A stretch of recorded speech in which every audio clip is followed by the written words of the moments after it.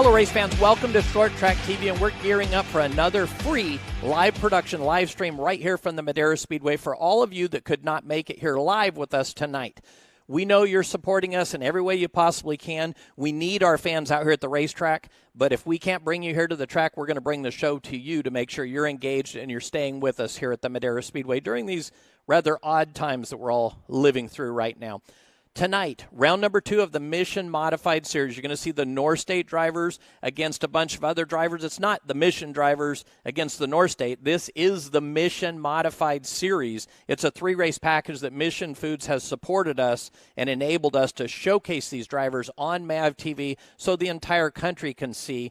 But right now you can see it free live in this live stream production tonight. I've talked about it quite a bit. Support the brands that support our sport. Obviously Mission, they're the reason tonight's happening. We also have Nut Up at Nut Up Industries, 5150, 805, Lucas Oil. I could go on and on, but our big three, 5150, Nut Up, and Mission Foods. Support those brands anytime you possibly can. A big thing right now, the month of August, we're kicking off our fundraising month for Children's Hospital, Valley Children's Hospital. Nut Up has really stepped up, and they're helping us big time, and we're working as much as we can, working towards the August 21st race. That'll be the big fundraiser for Children's Hospital. You hear more about it later tonight. You'll see ads coming up right here on ShortTrack TV later this month, gearing up towards that 21st. So support the brands that support our sport. Buy Mission products, buy 5150 products, and if you buy Nut Up products, a percentage of those sales will help us raise money for Children's Hospital. Remember to use the MAVTV20 code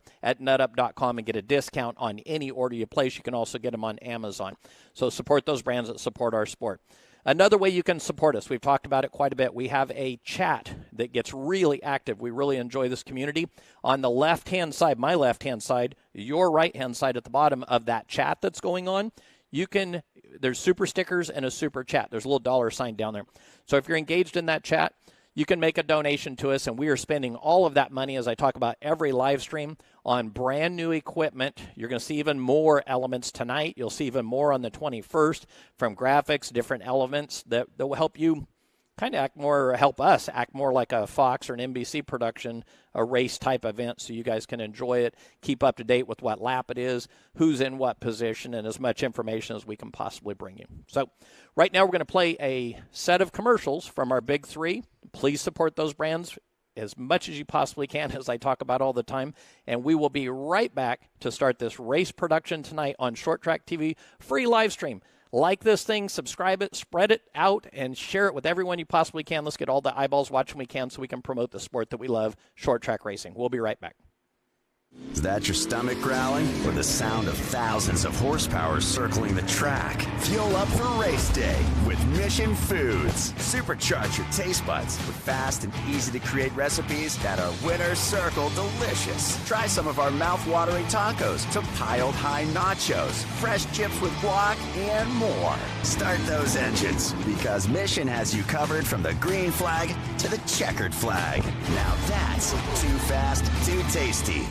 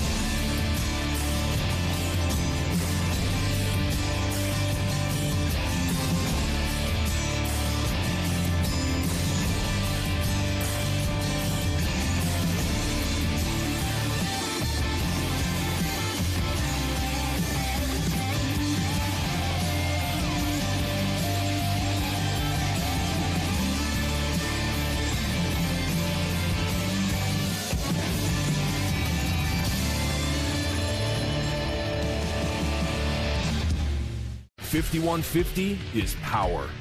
The power to overcome. The power to persevere. The power to set your life on a course for success. When you're faced with the challenges life throws at you, you focus and do what is needed to go beyond what is required. So stand up, stand firm, believe, make it happen, and live through the madness, knocking doors down along the way. We are 5150.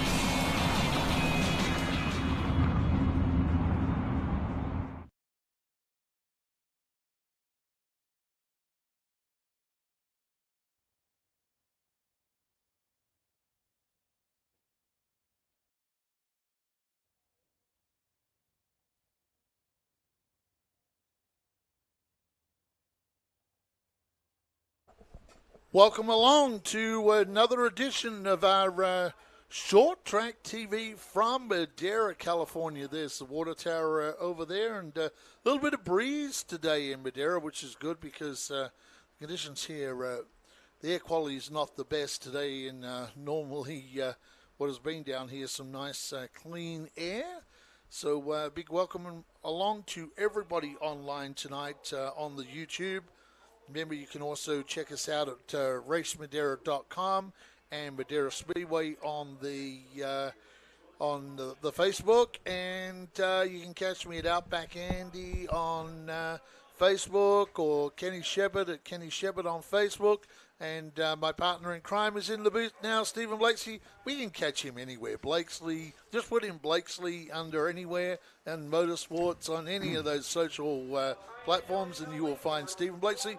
Welcome along, sir. A bit of a combo show today, a bit of open wheel and some fender cars today. Yeah, I bet you could probably misspell my name and still find me somewhere out there, as we are ready to go for tonight's North State Modifieds. The Lucas Oil Dash is coming up for the Modifieds here in just a moment. And the Lucas Oil Dash for the Modifieds, it's not routinely your top 6 qualifiers. Normally it's kind of a cross-section of different drivers, and we kind of get that here again today, and see who can come out on top for this program presented by Lucas Oil. I want to thank them for supporting this event here tonight, along with all the great sponsors that are making tonight possible.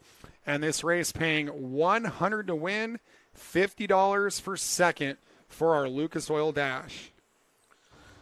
Yes, some fast cars out there as well, Stephen Blakesley, today. I believe we set a new track record in our modifieds today. Yeah, we did with the 5-car of Kyle Tellstrom, and that is actually back-to-back track records for track record Kyle Tellstrom, as he had the track record at Roseville a couple weeks ago with these modifieds, and now he gets the track record here today. And kind of like the Roseville event, we got the crate motors in there, of course, with the Mission Modified program, and lots of bonus money for them. We'll talk more about that. Great field of modifieds, 15 of them here tonight. We had 24 of them a couple weeks ago. So the North State Modifieds and the Mission Modifieds, they've been bringing the heat as far as the car counts across California, and that continues in tonight's round number 2 of the Mission Modified Series. The series started back in May, and then they race here tonight. And then the finale on the Turkey Triple Open on Saturday, October the 16th, to wrap up the 3-round Mission Modifieds, as our Lucas Oil Dash is rolling. And one of the things that I noticed is Kylie Keown in the 57K is in this race, and her track record teammate, that all rhymes and goes together. That's pretty lyrical.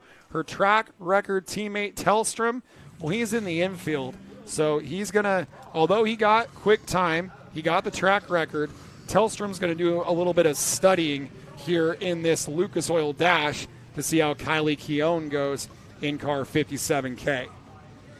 Yes, like you said, not necessarily the fastest cars are in the dash with the way that they do it with the North State Modifieds. So it's always interesting. The dashes are always interesting with North State Modifieds. So if you're just tuning in here on Short Track TV, a reminder that our presentations here will also be for MAV TV.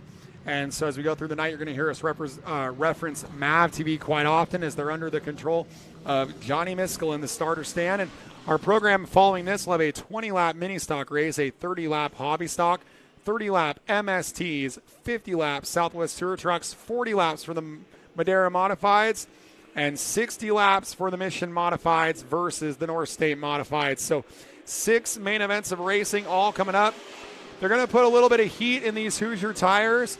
Once they're done doing that, Outback, we're going to bring you a look at the starting lineup for this one for your Mission Modifieds as they're getting ready for their $100 to win Lucas Oil Dash coming up here in just a moment.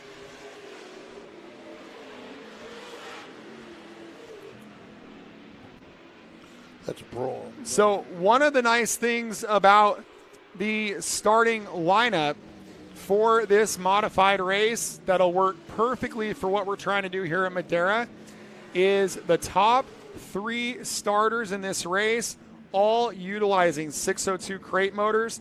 And this is all of our crate motored cars here tonight will be in the first 2 rows as we take a look at the starting lineup. And on the front row in car number 44, the driver from Lakeport, normally runs as a 69 car for Dana Stahl Racing. That's Charlie Collins. Yes, it is Charlie Collins on the 44. And to his outside, the 2 car from Modesto for All Pro Pest Services, Adam Coonfield. The second row sees the Jaws Gear and Axle 15 of Jason Philpott, and that rounds out your crate motor cars. And then to his outside, the 57K of Kylie Keown. And on our third row in the number 27, it's Ian Elliott out of Lakeport. And to his outside, the 02 driving for points for Sal Lopez, it's Cody Braund out of Reading. As we get the green flag from fearless Johnny Miskell. Yes, Jumping Johnny gives the him the green. animated Johnny Miskell as well. Always a show with Johnny when he's on the flag stand. Right now, Charlie Collins will lead him out of turn number 4 for the first time. So Collins leading, and that looks like in second place right now. That's Philpott. Ian Elliott now moving through to third. Well, that pushes the 2 car back to 4th place on the racetrack. Well, Philpott was our highest finishing crate motor back here in May. A finish that with all the bonus money earned him $1,200 as he ran, I believe, 5th in that main event. And right now he's 2nd on the racetrack and 2nd among the crate motors here in the $100 to win Lucas Oil Dash. And Kylie Keown just got around the outside of Adam Coonfield. As we go back to our race leader, Charlie Collins has about a 4-car lead over Jason Philpott, but Elliott is coming at that 15. 2 laps to go, and for Charlie Collins, normally a driver that we're used to seeing with lots of horsepower, as a battle there for 5th with one of our other crate motor cars, the 2 of Adam Coonfield, the 02 of Cody Braun, as the white flag flies for Charlie Collins in car number 44. Yes, Collins now won that Dana Stahl race car down the back. He'll go down into mission turn 3 and 4. Has a nice lead, can just take it easy out of turn number 4, and he will take the win from Jason Philpott, Ian Elliott, Kylie Keown, Adam Coonfield, and Cody Ron. That finishes up the dash order, and Stephen Blakeslee is going to head down and interview our top 2 cars from the dash. Some cash down there for the drivers, Charlie Collins and Jason Philpott, picking up a little bit of cash tonight. So both those cars find their way down to victory lane.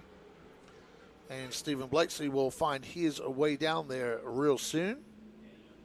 Remember, we are dark next Saturday here at Madera Speedway for all our fans online.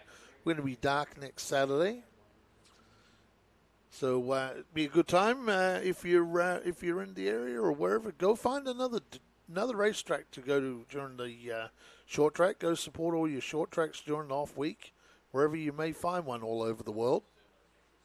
As Stephen Blakeslee heads down.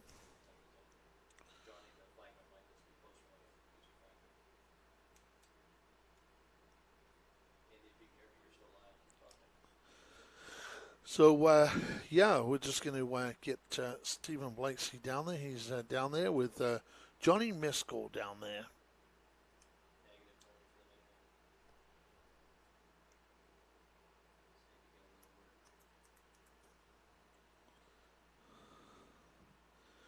So, Johnny Miskell and Stephen Blakeslee, our cameraman Zach down there. Charlie Collins, nice way to start the night. You pick yourself up some cash. Looks like they got a fuel jug down there as well for those drivers. So the money brought to us by Lucas Oil.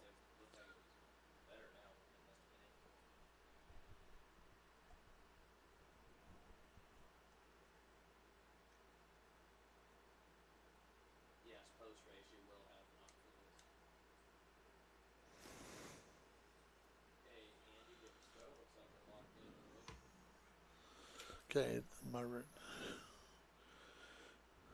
just getting everyone set down there in Victory Lane, and we'll be down there very soon with Stephen Blakeslee standing by. I think he's ready to go right now.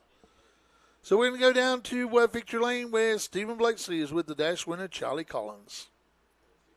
Well, we're used to hearing this driver with lots of horsepower. Today he goes crate motor style, big smile on his face, $100 win in the Lucas Oil Dash for Charlie Collins here at Madera Speedway. And first time out with this crate motor here in the North State Series. How did it go for you? You got the win, of course, but how'd the car feel? Went good. We've been struggling with the car, though. I'm not a huge fan of crate engines myself. That's why I got a big smile. But the car's going good. We're catching up with it and made some changes, and they helped a lot. So we'll see how tonight goes. Well, and there's some nice money on the line for the crate motor, $750 for the highest car from Economy Heating and Air. And you're going to have some tough competition with Jason Philpott for that as well. Yeah, he'll be stiff. He's right there with us, so we'll see what happens. Well, Charlie Collins wins the $100 Lucas Oil Dash for cash here at Madera. Great job by Charlie Collins picking up that cash and a fuel can and some other bits and pieces from Lucas Oil. The Mission Modifieds round number 2 from Madera, California. If you just joined us, welcome along tonight. It's a combo night, open wheel and fender cars, as Stephen Blakeslee is getting ready to talk to second place. That's $50 and some products down there. Jason Philpott, the guy that ran second to Charlie Collins. And here's down the track side now, Stephen Blakeslee and Jason Philpott. Well, Jason Philpott out of Sacramento was our leading 602 crate motor back in May here in the Mission Modifieds tonight. Second place in the Lucas Oil Dash, $50 for you. What do you think your chances are for tonight's main event? Well, we missed the invert. I think it was 8. We qualified 9th, so we're going to be starting a little further back than what we wanted to. So it'll be pretty cool to see if we can move our way forward. And it's going to be a nice battle with yourself and the 44 here at Collins for that $750 bonus money in the Economy Heating and Air. How nice is it to have that bonus money up for grabs? That brings us here. I mean, that's why we're here at the race. We know we don't really have a chance with the North State cars, but with the race within a race, it's nice to have a bonus to go for. Well, it's going to be an exciting one in the main event. $50 for second place for Jason Philpott in the Lucas Oil Dash. Well, never count a guy like Jason Philpott out. That guy's a superstar in the modifieds. Very experienced, and he'll use all that experience when it comes race time tonight. Really looking forward to the main event. We'll get some photos down there with 2 dash winners. $50 to Jason Philpott. $100 went to Charlie Collins. It'll be a great night tonight as we get ready for our next main event, which will be the 4-cylinder cars. Look, Frank's Critters are down there. Mission Modifieds, round number 2 from Madera Speedway. We'll be simulcasting this on MAV TV tonight. Keep watching MAV TV every Monday night. We're on there for a couple hours every Monday night on MAV TV. Brought to you by Mission Foods, 805 Nut Up, and 5150. Bringing you all the action. There you go, Mission Foods. I love those street tacos. Stephen Blakeslee, I'm sure he's been into those whole wheat. Yes, the whole wheat tortillas for Stephen Blakeslee. Actually, that Mission Chunky Salsa is pretty good too. Wherever you are around the world, tell us what you make with your Mission products. Nut Up, 20% discount. You go to nutup.com, MAVTV 20, all capitals. And I'm a kind of sea salt and caramel guy. Stephen Blakeslee and Kenny, they're kind of a sweet heat guys. They love the sweet heat.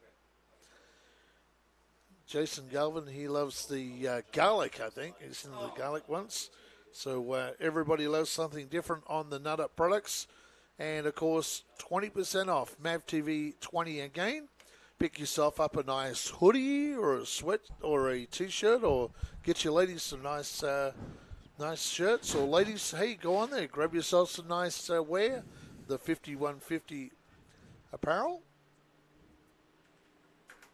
So I got to tell you something funny, Outback, is we're getting prepared for our MAV TV broadcast later for the Mission Modifieds, and I realized I don't have onboard cameras. And so Kenny Shepard just radioed John Williams to ask him for that while he's sitting on the grid for the mini stock main. Okay. So we're kind of like the SRX. If we wanted to, we could cue him up right during the race. Johnny, how's it going? And just see what that would be kind of funny to do. Yep. I don't know if he could multitask that well.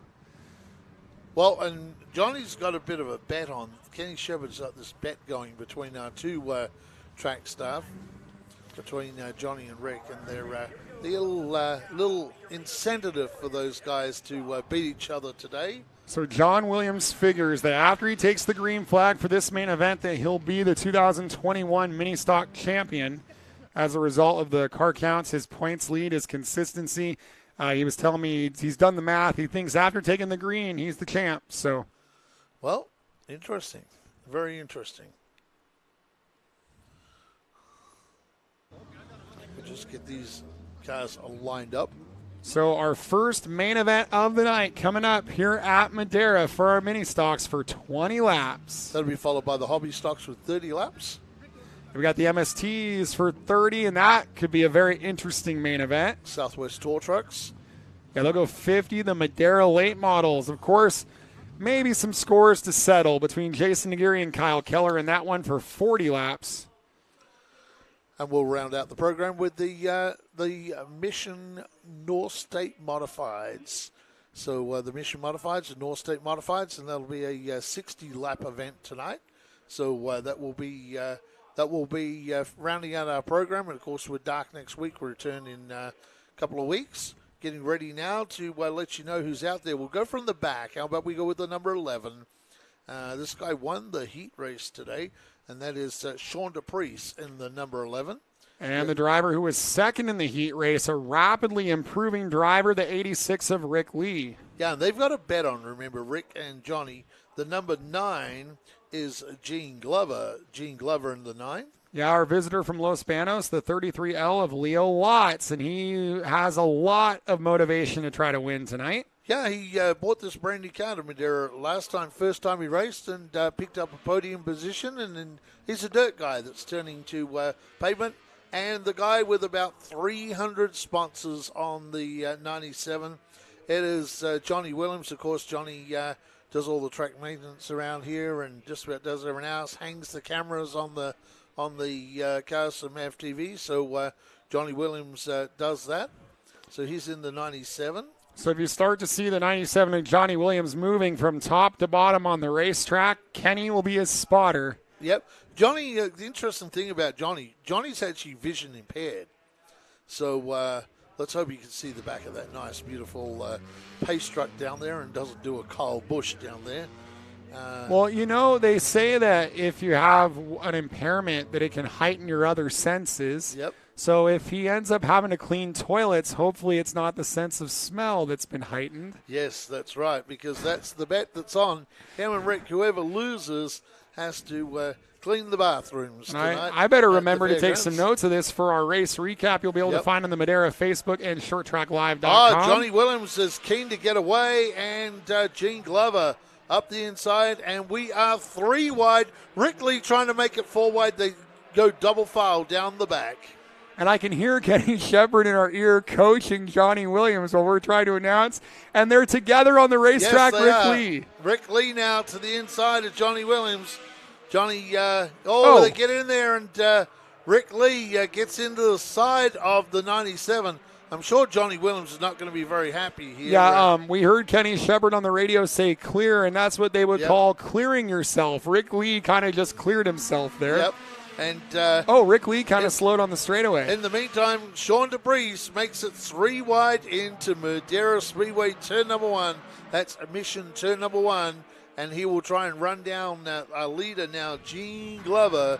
Gene Glover in the number 9 car. Yeah, DePriest started 5th. He's in 2nd by lap number 3. So he's coming on strong and just ran the best lap of the main event, as well as there's a look at Eugene Glover. And remember, later in the month, Stephen, we got that big 4-cylinder event coming back, the 100-lap event for the mini stocks later in the year. And then these mini stocks will race that night as well in the Central Valley mini stock.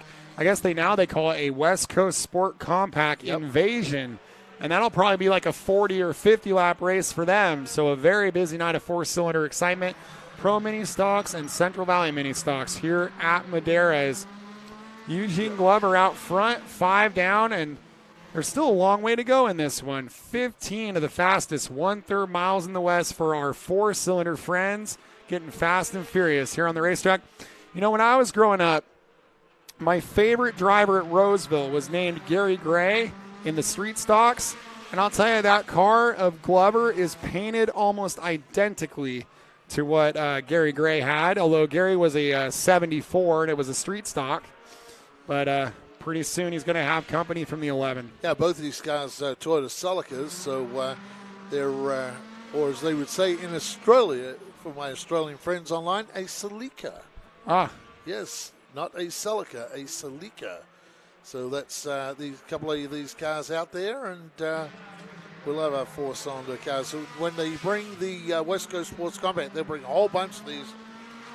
Probably have 20 or so of these cars for that event, along with the real fast 4-cylinder cars. So right now, Sean DeBreeze is slowly catching up to the number 9 of Gene Glover. We have 11 to go at the stripe this time.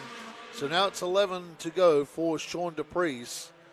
Yep. I think he's got plenty of time. I don't think he's trying to hustle this at all, Andy.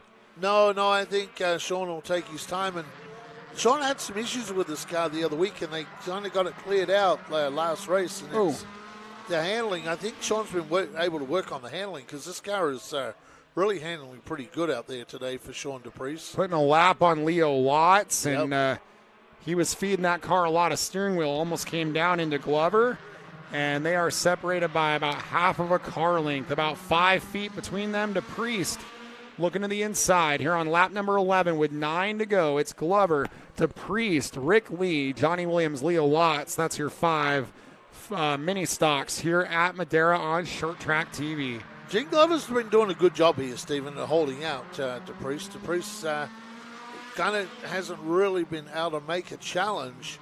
And Rick Lee now, Rick has a huge advantage over Johnny Williams. Johnny Williams is at least the length of the straight behind Rick Lee. Yeah, Rick Lee could pull over and clean a few toilets for Johnny and still win this competition at this point. Yeah, the way it's going right now. Rick's worked on this car. They got some new wheels and tires for it a couple of races ago, and that's really woken this car up. DePriest making a move on Glover, perhaps, but Glover holds on to it here with 6 to go. That means 2 more miles around the fastest 1/3 mile in the West. We're in Madera, California, what I like to call the bread basket of America. Central California, just north of Fresno in the San Joaquin County, in the San Joaquin Valley, in Madera County. And, you know, I kind of thought DePriest was just waiting to make a move. But now DePriest is trying some different lines on the racetrack, and maybe he doesn't quite have the mettle to get Glover as he's diamonding the corner. Good racing up front. Well, Gene Glover's a long-time 4-cylinder racer, so he's been doing this for a while too. So his experience to this, it's not like it's a rookie that's in front of Sean DePriest. But Sean, with I think 4 to go right now, Sean's really going to have to turn up the wick. Now he starts to muscle the back of the number 9, see if he can loosen up Gene Glover, and we'll have 3 to go this time at the line. And Gene's running a nice line. You know, he's getting off of turn 4. He's able to bring that car down and stop that inside run. Doesn't look like Sean's able to do too much on the outside. I don't think that car's fast enough to get around. You know, the inside line, you get up on a car width around the outside. It is lots of contact. Yep, lots of contact. With 2 to go, and Glover slows. Yep. Damage to the 11. But And the 9 Glover is stopped. slowed, and he had his hand up saying, I've got a problem, and he lets the 11 of DePriest go. Yes, he does. It comes down the racetrack right when Rick Lee was coming through, so the white flag is being shown. Yeah, they show the white flag, but Glover is stopped in the middle of the back straightaway. Look out, Johnny Williams. Car off the racetrack, so he does that and just rolls it onto the infield. So Sean DePriest going to work it through. Nice ride. And nut up turns 3 and 4 and out of the corner. And Sean DePriest wins your mini stock main event. Yes, he does. It's a race win to Sean DePriest. Had to put the muscle on Gene Glover. I wonder if that loosened up some electrical components or something, because it's very, very strange that right after Sean DePriest got in the back of that 9 car, that 9 car ran into issues. I think we're going to send you trackside to talk to DePriest, it looks like, maybe. I'm checking to see with Andy. Yeah, we're going to, with Kenny, we're going to send you down to talk to DePriest here. As Zach, our camera guy, gets ready, we'll let Brian get a piece of DePriest. That rhymed. And then you'll grab him right after.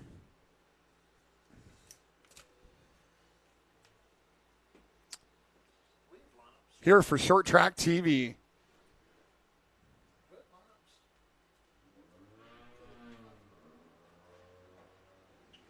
So how about Andy Foster working his way down there, and Brian Smith, our track announcer, working his way down there as well. A big hello to all of you here on Short Track TV from Madera, California.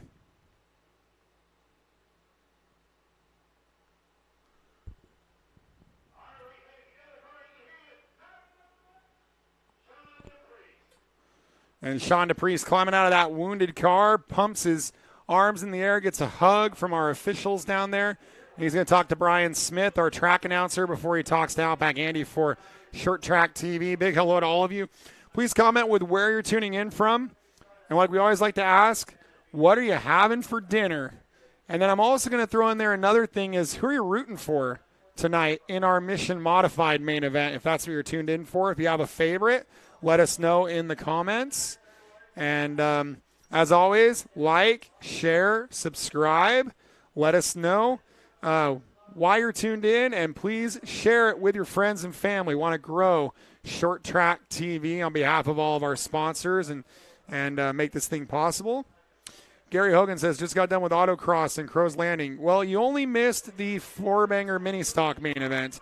We've still got a lot of racing left to go with hobby stocks, MSTs, tour trucks, late models, and modifieds. Mr. Eloy says hospital food. So I don't know what's going on there, but he says hospital food. So hope everything's all right with you. Well, Outback Andy Foster is down there with the winner with a wounded car, the 11 car, Sean DePriest in Victory Lane. Well, down in Victory Lane for our mini stocks today, and the driver, the United Service Automotive House of Juju, Sanger Tire, number 11, Sean DePriest gets the win. But I tell you what, Paddle of the Selica's out there, and you had to put the muscle on Gene Glover. I'm not sure what happened with Gene, but man, oh man, good to see you get this 11 in Victory Lane. I know you've been working really hard on this car the last few weeks, and it really shown in this main event today. Yeah, I finally got some tires on it that'll stick. The other ones I had were basically street tires, and that's what Gene's got on his. So once he gets some good tires, he's going to be a tough one to beat. Yeah, that was just awesome. Gene is a good guy, good competition, and unfortunately he broke. He had the race won. I couldn't get by him. So, yeah, it was a lot of fun.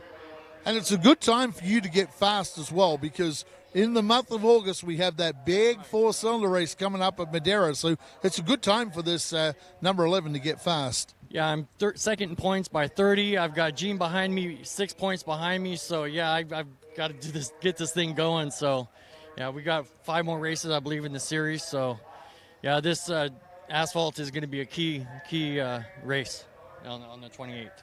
Well, how about it for Sean DePriest? We'll see him back here at Madera on the 28th of the big event here at Madera Speedway. See if he can get this House of Juju car into Victory Lane once again. Thank you. Back to Stephen in the booth. Well, great to hear from Sean DePriest down there in Victory Lane. And a look back at that wild moment there between the 11 and the 9 on our replay here on ShortTrack TV, and contact. And then you saw Glover put his hand up, his right hand up, as they came down the front straightaway. A little bit of damage there on the front of DePriest's car. And here's the winning move. And that was all she wrote for Sean DePriest to get the win. Looks like Outback Andy has caught up with the winner of the big bet among the officials, the 86 of Rick Lee down there with Outback Andy Foster. Well, the driver that was second today in the Pats, number 86, Rick Lee. Hey, a few weeks ago, you put some new wheels and tires on this car. You've been working really hard on this car all year long. Man, oh man, it is showing that it is getting faster every race. And with that big race coming up at the end of the month, it's a good time for you, too, to get fast in this number 86. Yeah, that's what we're tuning up for, to try to get ready for the big race and get this thing faster. It came from dirt over to pavement. It's hard to do, so we're figuring it out. Do you spend your time in this car and race days? You'll do the four-cylinder section, then you'll jump over the other side and be part of our safety crew? Yep, it's fun. I do both. Like to get them a win again for the big race, but you never know. We'll see what happens. Hey, how about the bonus, too? You don't have to clean the toilets, John. We're going to talk to Johnny about that shortly. There was a bet, and looks like Johnny Williams is going to be cleaning those toilets tonight. Yep, he'll be cleaning the toilets. That was our bet, and he'll be at it tonight. Great job by you, and it's good to see you getting faster in this car all the time. And we'll look forward to seeing you back here on the 28th. Yep, we'll be here. Thank you. Rick Lee, a solid second, and he doesn't have to clean the toilets at Madera Speedway tonight. Yeah, second place for Rick Lee tonight here in the mini stocks. I think Outback Andy's going to interview the whole podium. So Outback Andy working his way down to Johnny Williams in car number 97, and he's standing by with Outback Andy Foster.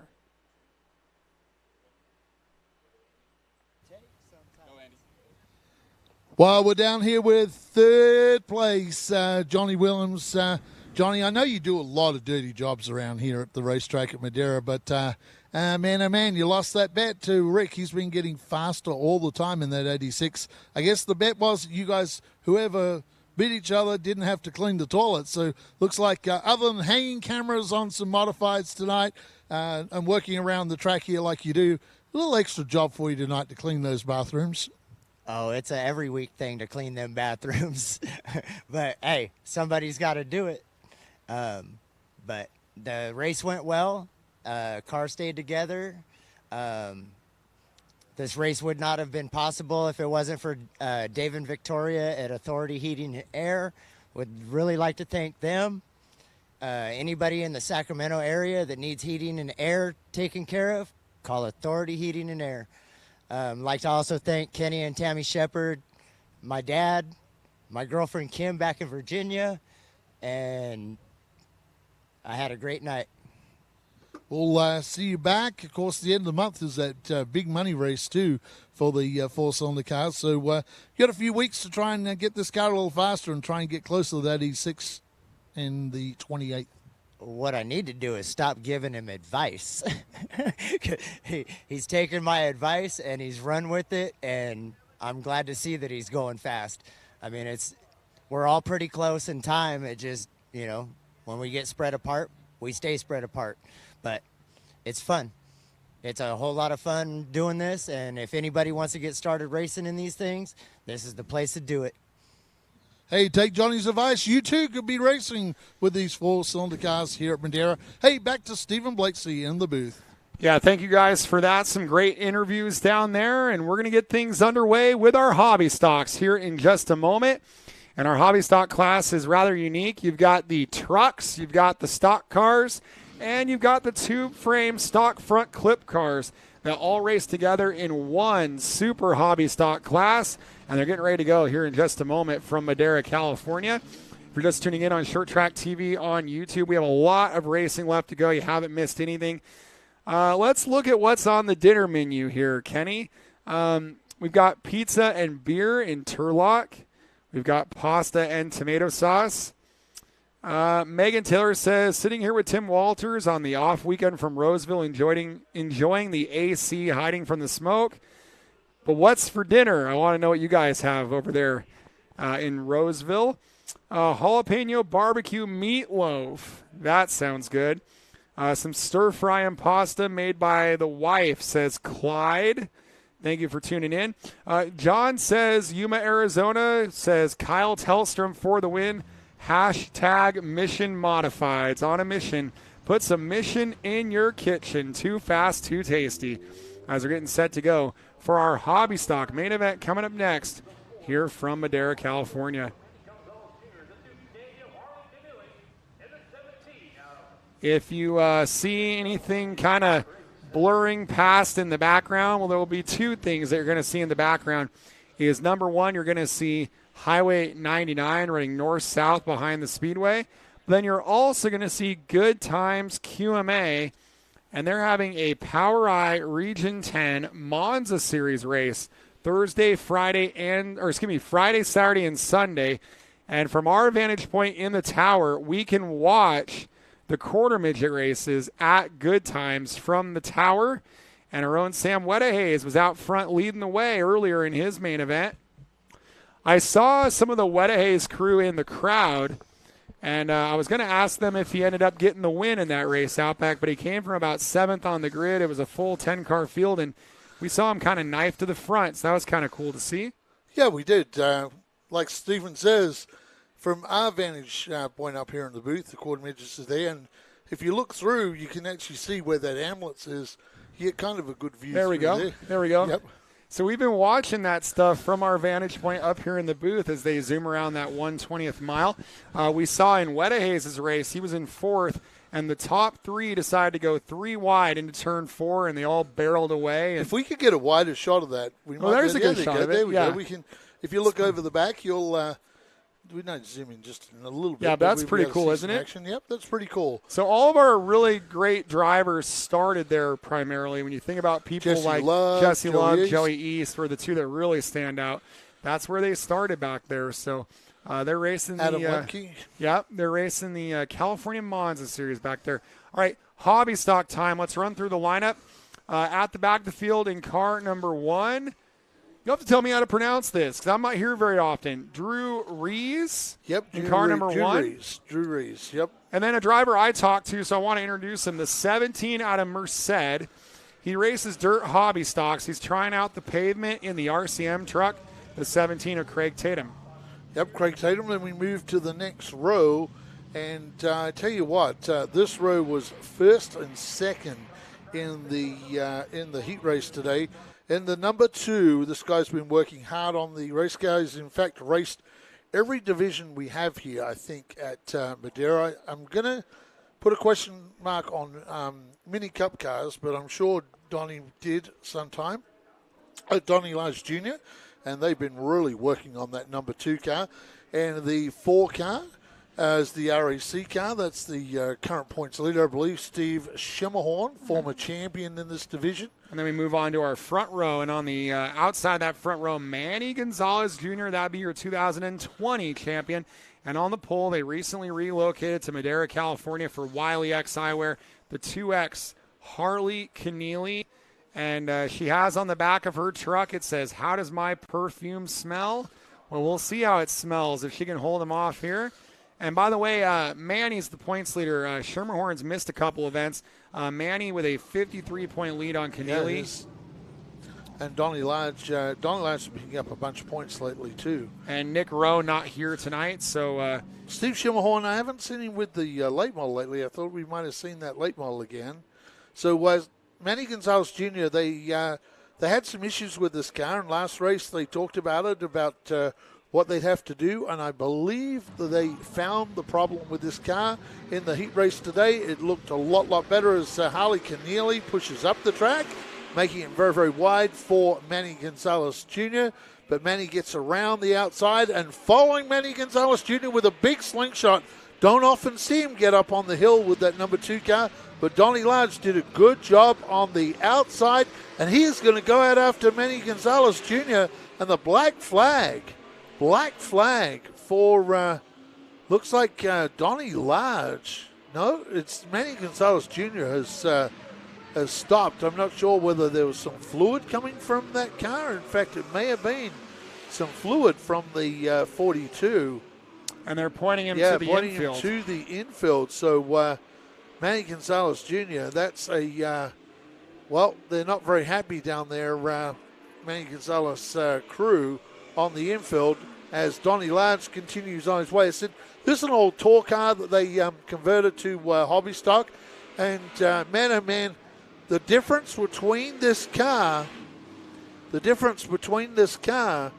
at the start of the season, Stephen Blakesy, and now for Donnie Large Jr., that is night and day. And it'd be so cool to see Donnie Large pick up a main event win here at Madera. But she's got to beat that REC Row Environmental entry of Steve Schimmerhorn. Yeah, I was going to say, he's about to find out just how good he is, because Schimmerhorn has won the last 2 main events on the year in that car. That's the ex-Eloy Bazan car, and I'm going to give a big shout-out to Eloy Bazan. Eloy's been in hospital with some issues going on, and man, oh man, Eloy, I'm glad to see that you are on the mend, and that, as he said, God knows my name, I'm not a number, so he's been relying on his faith to get him through, and Eloy's done a good job, and I believe he's watching us tonight. So, hey, we hope you can make it back to the racetrack pretty soon there, Eloy Bazan. They put a lap on Craig Tatum, and Tatum, intending on running double duty tonight between the hobby stocks and the tour trucks, was running lap times around 18 seconds flat. He's running 21-second laps. Something is wrong with that RCM truck. And if he wants to run that Southwest Tour Truck race, he almost would be better off to get that thing to the pits, figure out what's wrong so he doesn't burn it up, whatever the issue is. Yeah. As Donnie Large leads the way on Steve Schimmerhorn, and then you got to go half a track back where Harley Keneally and Manny Gonzalez are battling for the third position. And if Gonzalez can get third here on lap 9, we'd have cars 1, 2, 3 in this battle of the cars versus the trucks, as we're 10 down, 20 to go. I'm kind of confused what happened with that black flag that came out. The black flag came out. But I'll tell you what I think it was. What I think it was the same thing that happened to Kenna Mitchell in our junior late models last week, where perhaps they were black flagging him for the start. Right. And saying you just have to move over and give up a spot. I don't think you have to go all the way to the back. I think you have to just give up one spot. And so Gonzalez, he's in third now, but his differential back to the leaders is quite a bit. It's about 11 seconds, 3/4 of a lap, as they have steered Craig Tatum to the infield, Andy, as there's a look at the 2 of Donnie Large, who's going to put a lap on the other number 2 of Harley Keneally. And, man, the font on their numbers is nearly identical, but you would never mix those vehicles up, as you got a 2-frame truck and a 2-frame late model. I had heard that is the old Kenny Whalen Southwest Tour car, the number 2. Yep. As they put a lap on Harley. Like I say, they've done a really good job. If you'd seen this car the first race of the year, Stephen, I don't think truck. You were here. Oh, you're talking about Donnie. For Donnie, the first race of the year, and it looks like Drew Reeves now, that car is smoking, and he is pulling to the infield voluntarily. He didn't get black flagged, so he voluntarily pulled that car to the infield. So that's another car that's gone by the wayside. So right now it is Donnie Large leading Steve Schimmerhorn, and Steve's car is moving around the racetrack a lot today. So this will be a very interesting victory lane, I can tell you. If Donnie can make it down there and all the way to the end, you're going to see some excitement. So I had noted that Craig Tatum was a bit off the pace from where he was earlier. The driver that climbed out of that truck is not Craig Tatum. Tatum is standing next to the truck in a T-shirt, and a different gentleman climbed out, pretty sure. So not really sure what the game plan was there with the 17 truck, as the 2, Donnie Large, so far has had the medal of the 4, Steve Schimmerhorn, with 12 to go. As there's a look at the Row Environmental number 4. Yes, it is. A good look at it. Steve Schimmerhorn, the part of the Mountain Mafia crew. I think they keep this car actually in Fresno. They work on it in Fresno, so that's where it's housed at the moment. But Donnie Large continuing on, and this is big things for Donnie Large. I'm just looking at laps left to run. It's 10 now at the line for Donnie Large. So Donnie has led a 2/3 of the majority of this event so far. He's got to try and do it for another 10 laps. He's done it for what will seem to be 21 at the line, 9 to go. So it's going pretty good. But Steve Schimmelhorn is back there. I'm not sure how hard Steve is pushing that number 4 car, because I know that car is an absolute rocket ship. But, you know, the other thing, too, is the 42 of Manny Gonzalez Jr. is in front of them in 3rd spot on the racetrack. Yeah. But he is not driving away from them. They, in fact, may be closing him down. So this is some serious pace from Donnie Large. Well, in fact, the last time around, Andy, the lap times were almost identical. Yep. 16.4s for all 3 of them, as Donnie Large, 7 laps to go to try to hold off Steve Schermerhorn. Yeah, Manny Gonzalez Jr. was in a 9 last time, a 5.61 for Steve Schimmelhorn, 5.81 for Donnie Large. Now, we'll see if lap traffic plays into this event. 5 to go. Yes. It's going to come all the way down to the wire. Actually, make it 6 to go. 6 to go. This one's coming all the way down to the wire. And like I said, the question is, how hard are these two pushing themselves? Now, Frank's going to get the handout here, and he's going to tell Harley Keneally, there you go, with 5 out, telling Harley to get up to the outside, let these cars race through, which they do. Steve Schimmelhorn closed the gap during that exchange, and it's 4 to go now at the line. So a mile and a third to go for Donnie Large. So Donnie powers out of turn number 2. Car looks really stable on the racetrack. This is the bestest car.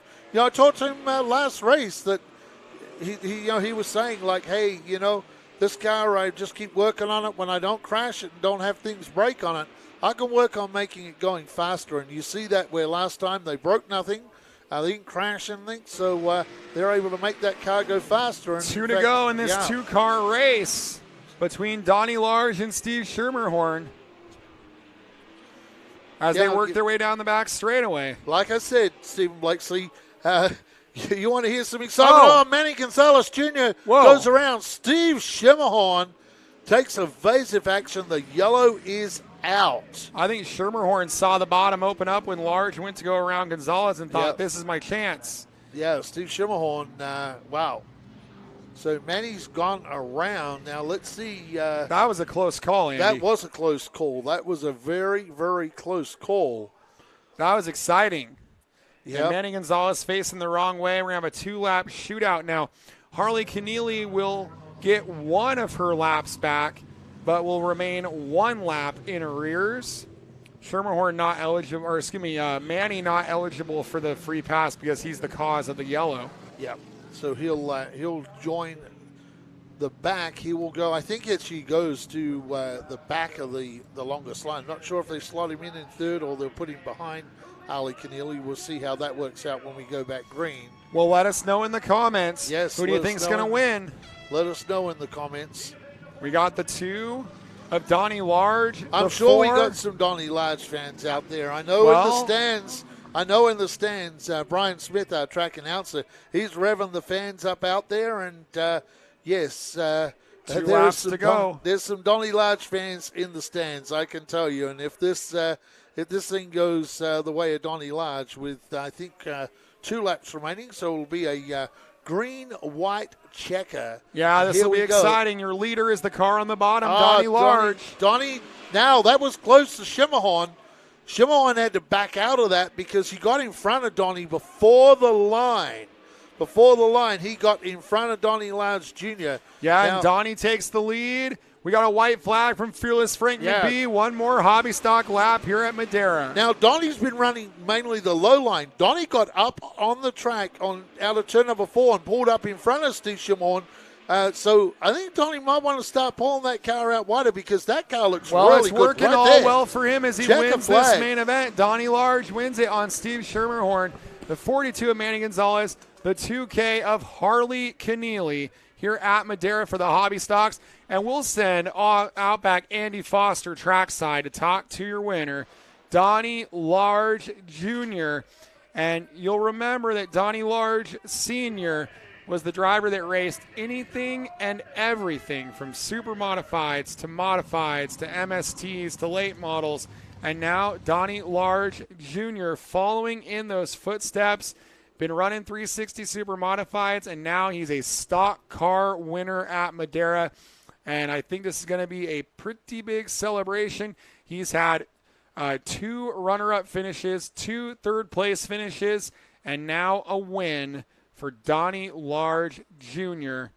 And looks like one of his little ones got a hand on the trophy there. And so we'll see her bring the trophy to Papa. And everybody's pretty excited for Donnie Large. Brian Smith, our track announcer over the PA, really revving up the fans for this victory for Donnie Large. If you're with us here on our live stream, Modified Super Toyota is coming up next. And that ought to be a rather entertaining race with the Reynolds cars, Haley Bug, and others.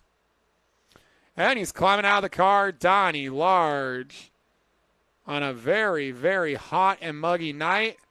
And he salutes the crowd here at Madera Speedway and gets a handshake from Super Steve Schermerhorn. And speaking of drivers that have raced a little bit of everything, Schermerhorn starred in enduro cars and running hobbies, running late models, has gone up every rung of the ladder here at Madera. And it looks like our Outback Andy Foster is standing by with Zach Kohler down there trackside. And we'll throw it down there to hear from our winner, Donnie Large Jr.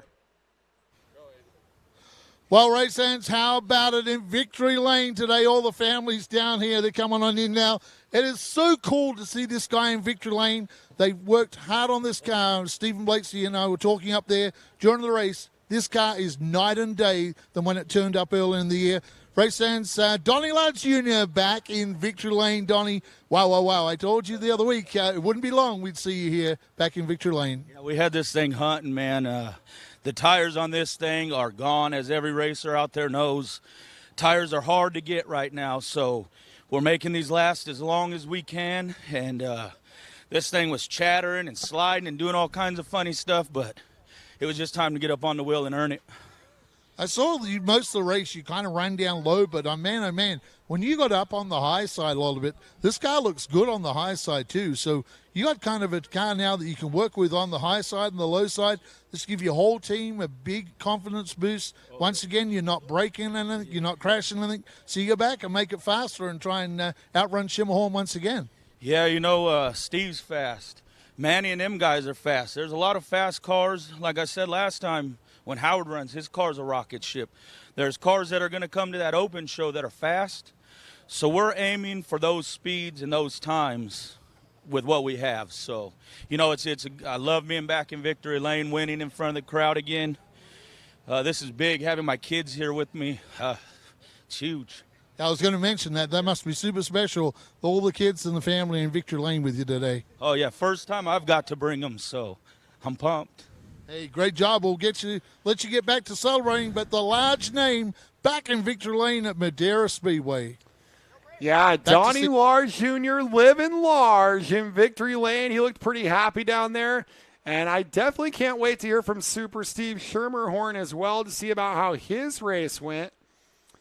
Kind of thought Brian Smith was going to interview him for PA, but he never grabbed him, so we're going to grab him. Your second-place finisher. He won the last 2 main events. He'll come home second, and he's with Outback Andy. It's Steve Schermerhorn.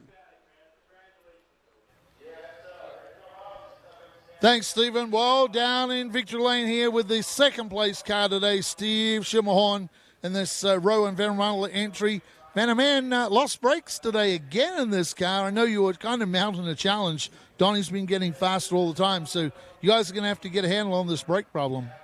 Yeah, I don't know what it is. Maybe I have too much front braking or something. When Manny spun out, that was it. They went to the floor, and I had Donnie on the outside, but I didn't want to take him out, man, so I raced clean. But we're environmental, you know, Oakress Choppers, Mid-State Roofing, you know, Fortney Towing. That's who makes this possible for me. Yeah, Steve and I were talking that we weren't sure whether you kind of saw Donnie go a little wide and you were going to run that big line on the inside, but man, didn't look like he slowed up. So now we know it was the brakes were the problem. But hey, you'll fix this thing up and try and have a go back at Donnie next time, I guess. I think I'm running the late model from here on out. This was kind of the last race for this, I think. We're going to probably put somebody in or something. We got some ideas. goal. We'll see Steve Schimmelhorn back here at Madera Speedway. Hopefully it's in a late model. Back to Steven in the booth. Yeah, no, that's pretty exciting. I think we all kind of agree. We want to see Steve Schimmelhorn in the late models. I think he's done all he can do in the hobbies. But a driver, our 2020 Hobby Stock champion, wants to get some wins with fans in the stands, and that's Manny Gonzalez. We'll hear what put him in third. He's standing by with Outback Andy Foster. Well, down here with third place today, Manny Gonzalez Jr., 2020 Madera Speedway Hobby Stock champion, current points leader. This race kind of didn't go the way you wanted, but still a good points race for you, third place tonight. Yeah, a little disappointed with myself. Just made that mistake. Wish it didn't happen, but we had the fast car today. Wish it didn't happen. We would have had that win for sure if we had it. Yeah, Kyle looked good early in the day. Looked like you were going to be able to challenge Steve and Donnie, but Man's still leading the points, so it's going to be a long season here with these hobby stocks. These guys are pretty quick. Yeah, congrats to Donnie on the win. He's getting faster each time. Just wish we had a little bit more. Spun out there, and the end throttle kind of got stuck on me, and just want to give all glory to God for everything He's done and get to do this again, and hope we could finish the season off strong. And you got some sponsors real quick you want to thank? Yeah, I want to give a special thanks to Driven Animosity, Caps Powder Coating, A&M Transmission, Business Services, and just everyone that helps out. I want to give a prayer to Eloy and Ken Coventry. I hope they can feel better and see them at the track next time. Here. Well, Manny Gonzalez Jr., again, third place and in the points battle to win his second championship in a row at Madera Speedway. Back to you, Stephen.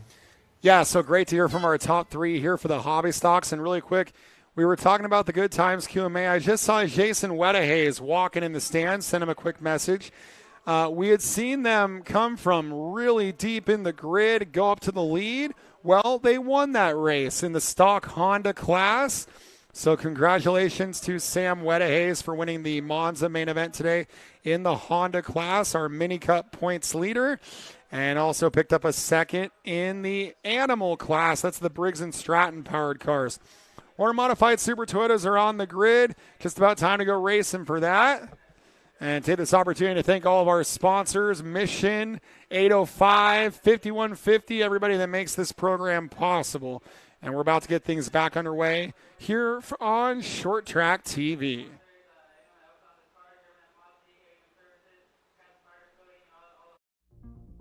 Where you are now may not be where you came from. Sometimes you're preparing for success, and sometimes you're preparing for failure. The choices you make today may spiral out of control or spin you in the right direction. Your past doesn't define you, but the choices you make today can change your life forever. The drive can motivate you or destroy you.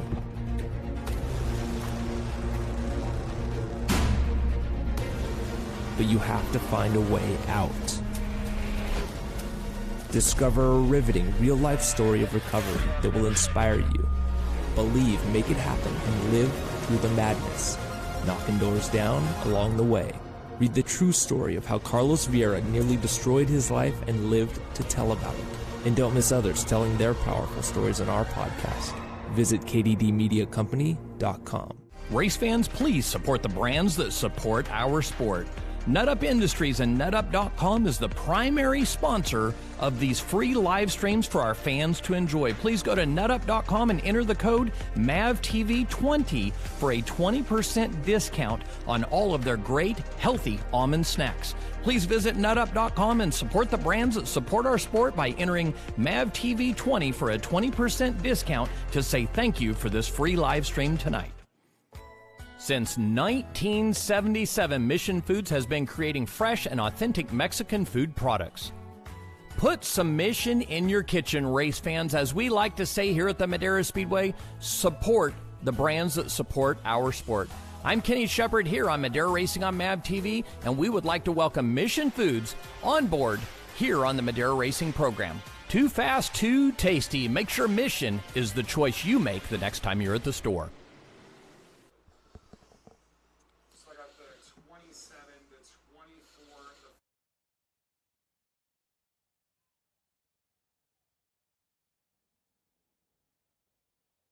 A live stream live from Madera in Central California. Well, for any of our big open wheel fans out there, and especially some of the older open wheel fans, what a treat we got for you. We're bringing out the number 7. These Mike Sargent recreations. There it is. The look of that Marshall Sargent type car. This thing is real, though. Yeah, Grandpa Rails. Thank you, Grandpa Rails. $10 for the super chat. All that money goes to buying new equipment. So let's hopefully see this car get fired up. Yes, it does. The number 7, Mike, in the car today, in that Sargent car. And these are like super recreations. This thing's got like an aluminum sprint car type motor in it. So this thing's got a lot of horsepower. Mike hand builds all of these cars. And it used to be that the numbers on these cars were hand gold leaf painted on, like the old days.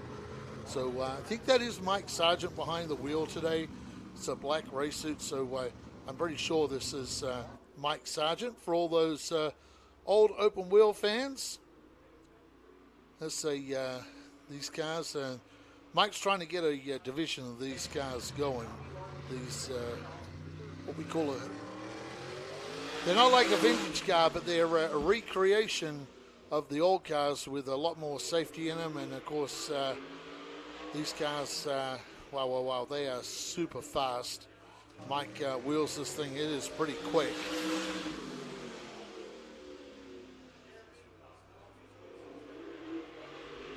The cars look like the supermods of old with all new technology in these cars for Mike Sargent. This car's probably cost around about $100,000 to put this car together. This is a very expensive piece of equipment that Mike Sargent is out there in.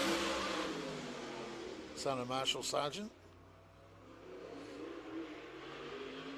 Mike does a good job down there in San Jose building these cars.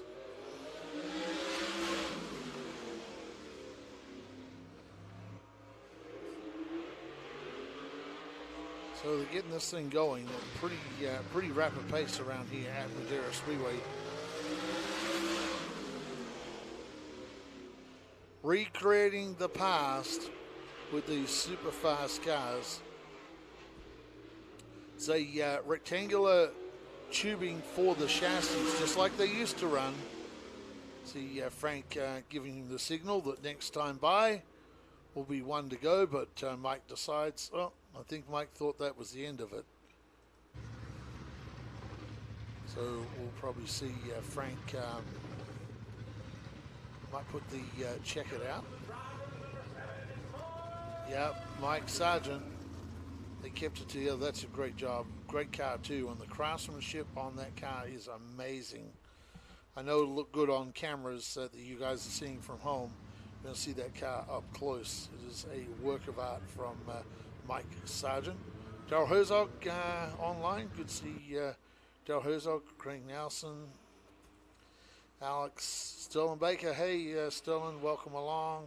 I'm going to try and scroll through some of this. Graham Denny, hello from Australia. Graham, that'll be good afternoon to you right now on a Sunday afternoon. Gary Hogan's having pizza and beer in Turlock. Hey Gary, what kind of pizza are you eating? Who's the pizza from? I want to know where you're getting your pizza in Turlock. Are you looking for a good pizza place? No. I'm not looking at pizza. I got my hands full with ice cream. No. I'm right near Turlock. That's the next town down from me. So. Yeah, no, that's what I meant. Yeah. I meant, are you looking for some good pizza to eat? I know I'm looking for good pizza. We buy pizza from Turlock all the time. So I want to know what your pizza of choice is in Turlock. If you can let us know. Let's introduce these drivers for the MSTs. We'll start at the back with the 88 of Chris Hurls. Yeah, Chris Hurls in the 88 entry. The 33 is Ryan Reynolds. In the 1, so not in the 2. She's in the 1 now for Haley Bugg. Yep, then we move from Haley Bugg to the 06 of Bill Gordon. And they're both running double duty tonight. The 10 of Sean Reynolds. the number 77 of Nick Thompson. And earlier this car said Jalon Holden on the name, and now it says Aaron Reeves. Yep. Aaron Reeves. Well, so, Jalon did drive that car one night. So 7 cars for this modified Super Toyota race, and the MSTs are rather unique to this racetrack. Well, Mr. Eloy said he's eating hospital food. Hello from Plattsburgh, New York. I'm guessing that's Eloy Vazan. I don't think so. That's not the same spelling, Andy. No, with I the wonder 2 if it L's there. Was that he put down there? I want to say hello to my dad, Bob. I sent him the Yes. link, and he'll be eating hospital food tonight, so want to say hello to him. Yep, hopefully he's tuned in and watching us. I think he is. Yep. So for everybody that's tuned in, Paul, thank you, sir. Great to have you. Great to have you along, Maria Rotella. In the old days, called hardtops. Yes, they were very similar to hardtops. They were more like a. These are more like a Legends of Kearney Bowl car on steroids. Ryan Reynolds, Haley Bug tied in the points in our modified Super Toyotas. Of course, Ryan Reynolds did miss a race, but for Haley Bug with a main event win this year, a couple of third-place finishes, has herself second. Sean Reynolds third is 8 points back. Nick Thompson fourth. And then Tim Kammerer, who's fifth in the points, is not here. And so we have, of these 7, they're all in the top 8 in the standings. Right. So there's a lot to be raced for tonight for the MSTs. Mark Colbert grew up watching Dana Stoll running super modifieds at Lakeport. Well, Dana Stahl doing all the chassis work on Kyle Tellstrom's car, doing a lot of the work on Charlie Collins' car, so we'll keep an eye on the Dana Stahl cars tonight. Yep. So we're going green next time around, MST style here from Madera, Andy. Yes, we are. We're going MST racing. 7 cars to take the green for this main event. So the number 2 up front, Aaron Reeves, and Nick Thompson in that Thompson Trailer Sales entry on the outside of Aaron Reeves. Aaron Reeves has to get to the line first. And Thompson hit the brakes to let him do that, and that made an accordion effect. Yep. And the 33 of Ryan Reynolds had big contact, as did the, I think it was the 06 of Gordon, got into the back of the 77 of Nick Thompson. I'm wondering if he actually hit the brakes or whether the motor cut out, because he has stopped down the back. So Nick Thompson has stopped right by the out gate. So Nick stopped down there. So maybe the car developed problems, and that's why Nick stopped. It looked like they were having to. They're playing games on the start. So window net's down. So that's a problem with the 77 car, unfortunately. And with only 2 points races to go, and Nick Thompson was 22 points out of the points lead, this is going to be a big hit for him at any possibility of trying to come back at that from 4th in the standings. Track crew going over to talk to Nick right now. Has a best finish of 3rd back on April 17th, and has run in the top 5 in all but 2 of his starts this year. So he's been pretty successful this year, Andy. Been running around the 4th spot a lot this year.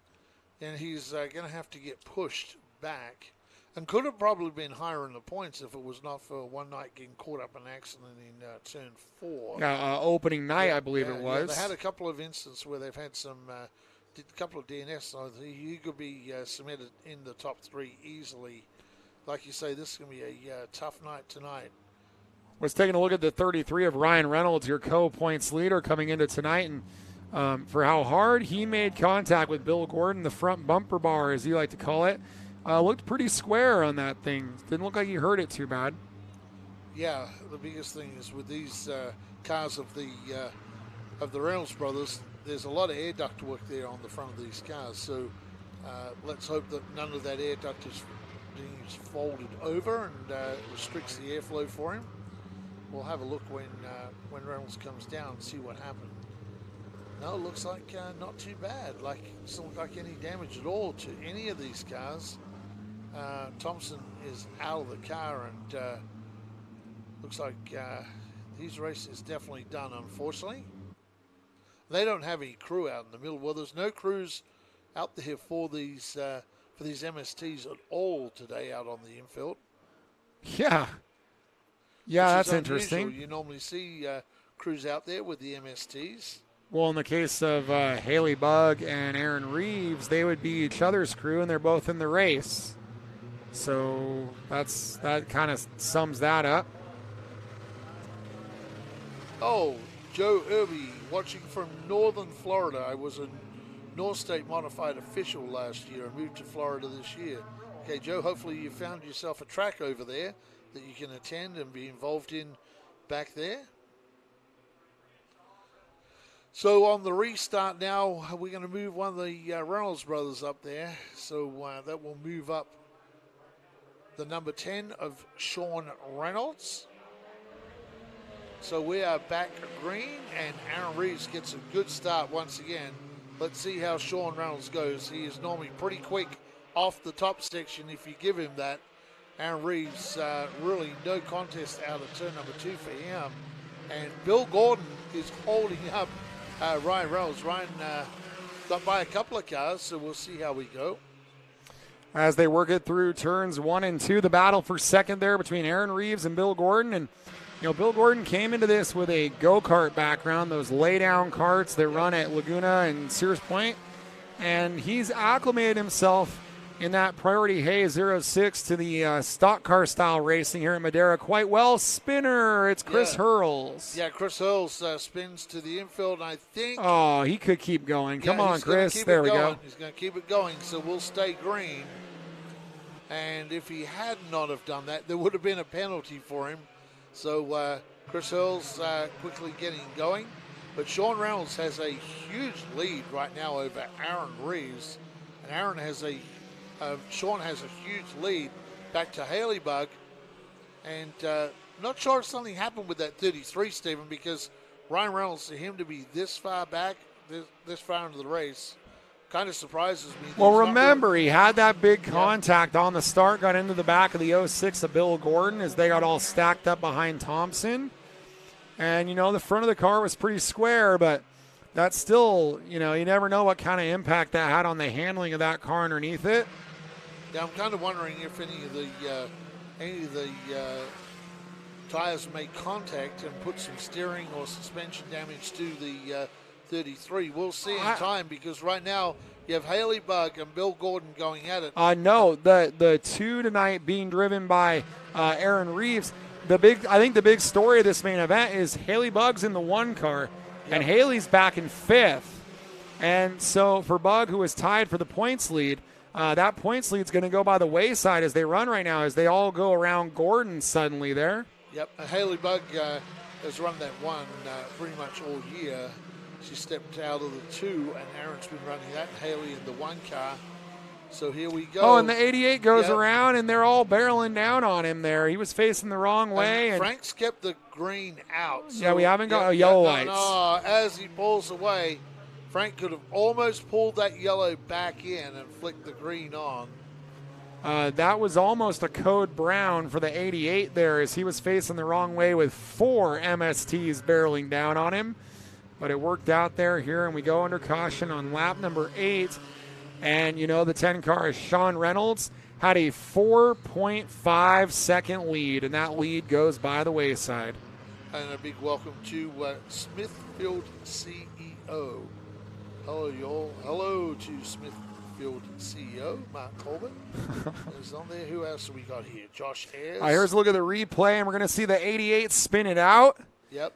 Right there in Mission Turn. We've seen a few cars get loose right in that spot, Stephen. And then look at all the leaders, 2nd through 5th were barreling down on that. But they all made it through cleanly. Then you see after, I'm not going to see if we see it or not, but after those cars go by, the 88 gets going, but Frank goes, So our restart order, and it's going to be the 10. As the 10 of Sean Reynolds will be on the outside of the 2 of Aaron Reeves. Then the 33, Ryan Reynolds. 06, Bill Gordon. The 1 of Haley Bugg. That's your top 5. Yeah, it's the top 5, so let's see what happens with Sean Reynolds. Going to need to get the same kind of restart, although This time he's the leader up on the high line. Does it pretty easy. Now, Bill Gordon to the outside. Yeah, Bill Gordon doing a good job. He's trying to leap to the front, Andy, but he's going to get company there. He tried to make the slingshot, but the two of Reeves closed the hole. So Reeves is there. Bill Gordon coming to the outside of Reeves. Now, for Aaron Reeves, he has to be careful. If he pushes up the track, he'll allow the 33 to come through. If he stays too far down low, that gives that 06 a good chance too. So he's kind of sitting duck back there, and the 1 is also in there now, Haley Bugg. Yeah, Haley Bugg's starting to close in here as we complete lap number 10. Make a passing move here on the 06 of Bill Gordon. And Haley does that, gets that done pretty easy. That's the kind of easiest passing move we've seen Haley make tonight. So Haley's doing a good job there. So now Aaron Reeves is in a sandwich here between Ryan Reynolds and Sean Reynolds. Yeah, and Ryan Reynolds making a move, looking high, looking low. May he go around the outside of Aaron Reeves for second? He will on lap number 12. Move Ryan Reynolds to second.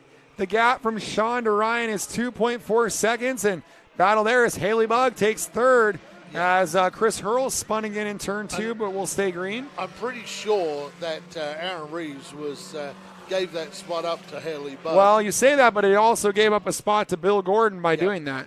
Well, the most important thing right now for Aaron Reeves is that Haley Bugg maximizes the points out of this event. So third place points in this event. Like I said, Haley Bugg looked like for a while running way down the back she was going to take a big hit in the points in this event, but has now moved up to third. Got to try and keep out that 06 from behind him. The 06, Bill Gordon, he's been really good for a rookie. Really good for a rookie. Yeah, he's had a good season. And he's basically a rookie to Circle Track Racing. And back on May the 22nd, he ran third. And back on July 3rd, he ran third. As we're working on lap number 16 with 14 to go. Yes, 14 laps to go for our MSTs. And Sean Reynolds now was got by the lap car of Chris Hurls. So Chris Hurls is way up the racetrack, very close to the wall. Now Ryan Reynolds is closing that lap car in. I think you'll find when we get down into turn 3, Ryan would have cleared that lap car, and Haley Bugg has to do the same thing. So Haley now fixing to go to the inside. You see that speed shot from the flag stand, and now the opposite direction. In fact, Ryan Reynolds and Haley Bugg have cleared the 88 along with Bill Gordon. Now, there hasn't been really any movement in the battle for the lead. When Ryan Reynolds got up into second, Sean Reynolds' lead was 2.4 seconds. The lead right now is 2 seconds. So he's made up a little bit of ground. He made up 2/10 the last time around. I think this lap, a clean lap, open real estate, will really tell the story here on lap number 20 at the stripe. Yeah, and the lead is still 2 seconds. They ran identical 16.9s. So Ryan Reynolds, I don't think he's going to make up 2 seconds over a 10-lap span. He's going to need a yellow flag, I think, to get to Sean Reynolds. Yeah, I think so, if this keeps going the way it is.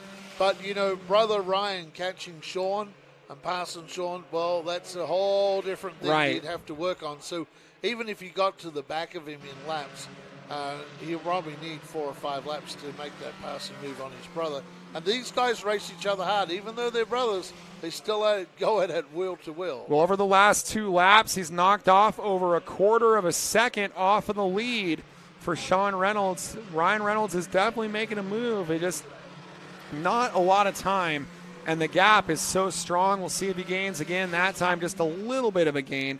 So he's taken a 2.4 second lead and knocked it down to 1.6 seconds with 7 to go. This time, 6 to go. Yep, 6 of the line this time, and Sean Reynolds crosses the line now from his brother Ryan Reynolds. And Haley Bugg is just inching away from Bill Gordon, so Haley might be able to put that car on the podium tonight here at Madera. There's your leader, Sean Reynolds, 5 to go, and Ryan Reynolds is certainly making up ground on Sean Reynolds, has knocked it down to 1.3 seconds now with 5 to go. He's probably going to get it underneath a second before it's over. But like you said, it's one thing to get it close. It's another thing to make the passing maneuver in these modified Super Toyotas. 4 to go. Yeah, 4 to go, and it's just continuing to be the Reynolds show here. And you'll see as they come out of turn 4, Ryan Reynolds is inching away at that lead. And not sure what the gap is right now, but it is certainly visually closing for Ryan Reynolds on Sean. I don't think Sean will be too worried about it here. It's we got a squeal of wheels. Yeah, it's the 88. Yep. Has 6 wins between the Reynolds this year, trying to get win number 7 of the year for the Reynolds, for Sean Reynolds. Came in on the race, 3rd on points, 8 points behind. He'll gain a couple of points as they run. 1.472 last time, 1.51. So a second and a half for Sean Reynolds. That's the final lap. Yes, down in here into mission too fast, too tasty. Turn number 3, straightens it up out of turn number 4, and checker flag from Frank. Another win to the Reynolds brothers, and this week it will be Sean taking the win this week. And they salute each other out of turn number 2. They do. Haley Buck will fill that 3rd position. Bill Gordon, and that will be followed by Bill Gordon, I would say Chris Earls, and the car that didn't make it was the Thompson car. Either way.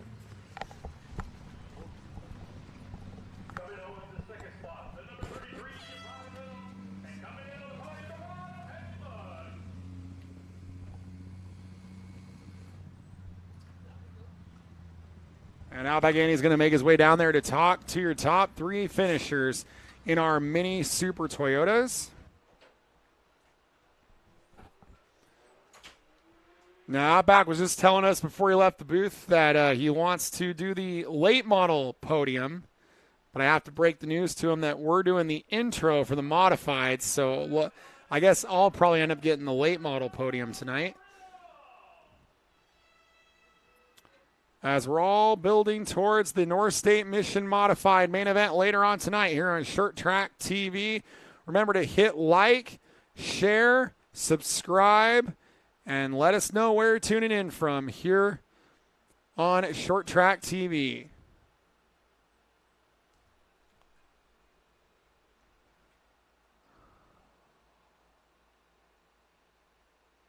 As lots of handshakes going on among everybody down there, as Outback makes his way down to victory lane.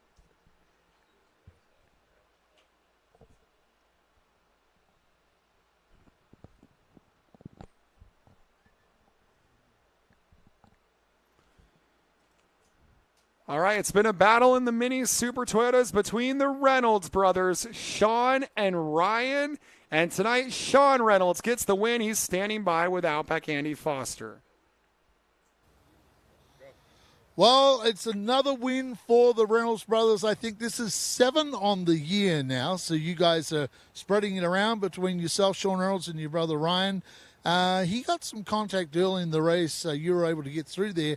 But I think that was the difference. Couldn't quite close you down. I thought that last few laps, he may try and make a run at it, but not.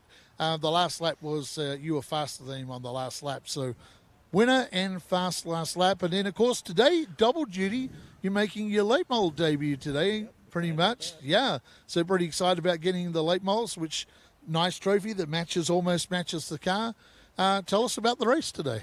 Well, the race was awesome. I had a good start, got out to the outside, and the outside line was really fast, so I needed to be up there. I was wondering what happened to Ryan back there. I saw him in the mirror, then he disappeared, and about 15 laps ago, I saw him reeling me in a little bit, so I had to step it up a little bit and try to keep that gap between us. Yeah, I've noticed all year long, you're really, really good in turn 2. When you get up on the hill and you're able to get up right on the hill and just zoom it off down the back straight, you pass cars every time doing that off the hill. Yeah, this car hooks up on 1 and 2 on the high side, and just coming off of 2, I'm able to mat it down and keep the gas on, and it sticks. And that's probably the most crucial turn on this racetrack as well. Yep, in these cars it is. The momentum for these MSTs to keep it going. Sean Reynolds, the victor today, and he'll be back for the late model race coming up here on Short Track TV. Yeah, that brothers battle fixing to continue between the Reynolds in the late models. Can't wait for that one coming up here at Madera Speedway live on Short Track TV. Well, he came into the night tied for the points lead. He'll run second in the main event. The driver of car number 33, Ryan Reynolds, is down there with Outback Andy Foster. Well, my co-announcer, Stephen Blakeslee, picked up during the race, second place, Ryan Reynolds, that you got some contact, and we couldn't really see too much damage from the booth. But like I said to Stephen, the big thing will be if you got any suspension or steering damage, and that happened, which kind of impeded your race a little bit, but still ran some really good lap times. Unfortunately for Sean, he got so far out there. He said he looked in the mirror and couldn't see you, but man, oh man, you tried hard to close him down. I guess you're as excited as he is for what's coming up next, running the late model race today. Oh, yeah, definitely excited about the late models, that's for sure. But, yeah, on the start of the race, I think 77 missed a gear, somebody missed a gear, and I ran into the 6 car and it knocked the toe out and bent the front end. But we made it work. The car was still pretty good, and I was glad that, Sean got the win, and I was able to get second. It was a good race. Okay, so we're 7 races on the year for you guys between the brothers. How many do you have in race wins? I have 5 race wins this year. Okay, so Sean caught up a little bit today, so he'll have some work to do for the rest of the year to try and beat you for the year on wins. But a great points day for you as well. Yeah, that's the main thing, is getting the points, because after that initial contact, I wasn't sure how well the car would run. But it ended up running pretty good, and like you said, we got the points, and that was the main thing, and try and go for the championship. We'll let you get going so you can get back to the pits and get ready for the late model race. Yeah, thank you. Yeah, it's going to be exciting. Hope you guys watch. It should be fun. First time we'll see the 2 Reynolds brothers start a main event at Madera in the late models, and that is coming your way soon. But in the meantime, back to Stephen Blakeslee. Well, and for the Reynolds family feud, of course, Sean Reynolds won this MST main event, but Ryan Reynolds was the faster of the qualifiers in the late models. Ryan Reynolds qualifying 3rd, Sean Reynolds qualifying 5th. So they're going to be close together on the racetrack in that one as well. 3rd place, and speaking of good points nights, the number 1 car, Haley Bugg, with Outback Andy Foster. Okay, 3rd place there. I tell you what, we're matching these trophies up pretty good. That black and gold you have, and black and gold on the trophy with the white. So, Haley Bugg, good recovery for you. 3rd place today, and look, for a while like it wasn't going that well early in the race. These Reynolds cars are super fast, I know that, and today 3rd place minimizes the damage to the points. Yeah, I ended up missing that chip, but got right back up there. Something to be proud of tonight, because the last few races we haven't been able to finish, so being down here is amazing tonight. Sure, you got some people quickly you want to thank? Yeah, my family, Kevin and his family, Sheldon and his family, Carly and her family, everybody in the stands, watching at home tonight, and the track people. Well, maybe one day we might see you make the leap into the late models like the Reynolds brothers. Maybe, yeah, I'd enjoy that. Hey, Haley Bugg, a solid 3rd today. Great points day for Haley Bugg. Back to Stephen in the booth. Yeah, thank you for that, Andy. Great job down there. We're getting you some exercise, earning your Mission Tortillas products as you work your way up and down the grandstands. But I got to tell you, Outback holds down the fort on these weekly Short Track TV shows, so I always got to give them a chance to get down there and talk to our grassroots heroes, my co-announcer on MAV TV for our Madera Racing on MAV TV program as well. And that's my opportunity to remind you that on Monday we'll have a special presentation of the West Coast Stock Car Hall of Fame banquet from Napa, California, from back on Saturday, June the 5th. And it'll air Monday on MAV TV, channel 214 on DirecTV, 4 p.m. Pacific, 7 p.m. Eastern, also available on demand on MAV TV Plus. So looking forward to seeing the West Coast Stock Car and Motorsports Hall of Fame. And that's coming up on Monday on MAV TV. Check your local listings. And race fans, we're about to have a convoy. It's about time to go trucking. Breaker 19. They're about to work their way on the racetrack for the Southwest Tour trucks. And they're going to go racing here in just a few moments. We got a convoy just outside of Highway 99 for the Southwest Tour trucks, scheduled for 50 laps. Say hello to Keith, who's tuning in from Appleton, Wisconsin. Take a break to pay the bills before we get this big trucking main event underway here at Madera Speedway. Through the Race to Be Drug-Free campaign, we raise awareness about the harmful effects of drugs. We educate children both inside and outside of schools about staying off of drugs and out of trouble. We also have our Gloves Not Drugs boxing program, which allows kids between the ages of 8 and 18 to come learn the art of boxing and also Brazilian Jiu-Jitsu. They've taught me to become a role model to everyone else. Watch what I do when no one else is looking, do the right thing all the time. It's been amazing. I really love the program. My favorite part is working with my team, my coaches. They made me who I am. The program really motivates them to become a better person. I've gotten better in school, more discipline, and I've gotten better grades since I started this program. Your teammates, they're not only your teammates, your family, Kids who could potentially be doing something bad with their lives, and they can turn it into something good and positive. Thank you for this sport, and it helped me a lot.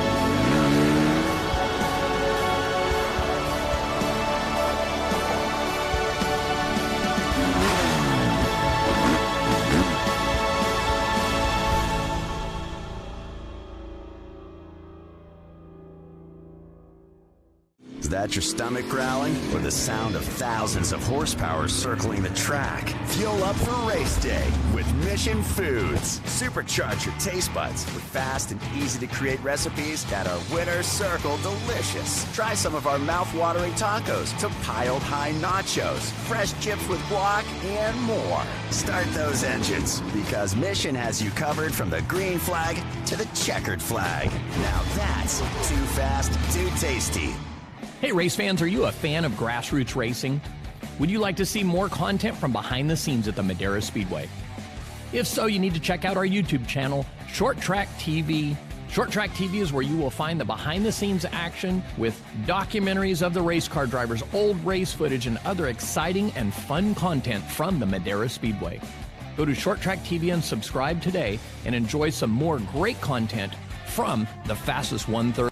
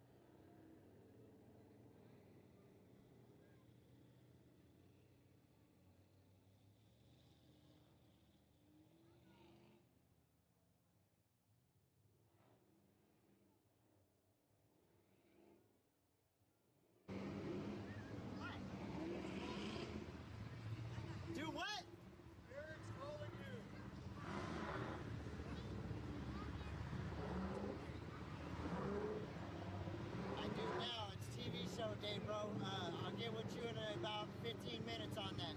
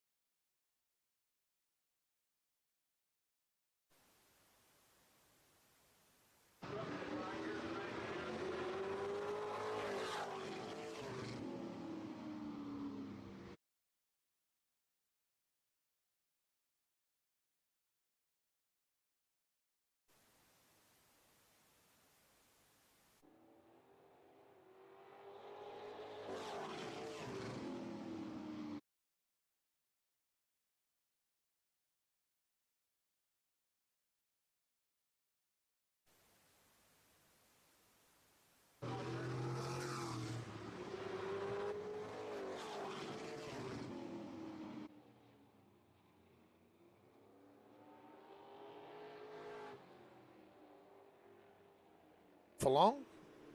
And now we have some audio for our friends at ShortTrack TV, as we were muted, Andy. Wow. So all of our, we just solved world hunger, world peace, but you missed it. And we also said that we have a legend in the booth, which is Mike Sargent. Mike Sargent in the booth. So, yep. I want to thank Aaron there for getting on here and saying boothaudio.exe has crashed. Hello to Mike Sargent, the living legend here. Mike Sargent is in the booth here with us. Hey. 2 years. 2 years, okay. Yeah, so for our fans, Mike can just yell out a bit. You have to kind of yell into this microphone right here. Yell into that. So Mike Sargent's in the booth. Sir, we saw you run that awesome, whatever you want to call that, a recreated, super modified, or whatever you call them. But man, oh man, that awesome cars. And 2 years since you're in the car. That's pretty cool. Didn't realize it's that long. Well, I took a back crash here and it hurt and I was messed up for a while. And I'm good to go again, Yeah. And I'm looking forward to running more often this year. And Well, have some more fun. it looks like Kenny Shepard is actually going to turn the camera on so the fans can actually see Mike Sargent. And really here. quick, we had a comment here. Why are they called the Mission Modifieds? We're presented by Mission Foods. Put some Mission in your kitchen, race fans. Right now, our Southwest Tour truck's on the racetrack. Real quick, give you an update on that. The 91 of George Parrott, the 53 of Burns, the 21 of Schermerhorn, 15 down, 35 to go. Yeah, and Schermerhorn was kind of making a bit of a challenge. Just drop back. Okay, turn a little bit that way, Mike. Look that way. We'll see the fans will see you. Yep. We've got Mike Sargent in the booth with us, and hey, great to have you back on the racetrack after a couple of years. Well, I tell you, I feel really good. I've been working real hard. I built a couple of new cars, which enabled me to run my car. And my wife is behind me 100%. And I had her scared with her watching me. I feel very comfortable, and the car is very fast right now. And it's been an eventful few years for you, too, on the racetrack. I remember that night, the day you were on the way here to the racetrack when the trailer departed the tow vehicle, and you had to sort of jump in front of the trailer with the tow vehicle and stop the trailer so you didn't lose a race car. And we had to do it that way. I got rid of that trailer finally. It's just too much bad luck. And I don't have a trailer right now, I'm borrowing, but I'm enjoying what I'm doing right now. I'm having fun again. That's good. That's good. It's the way it should be, right? That's right. Yep. What I found, the older the drivers get, the more horsepower they need.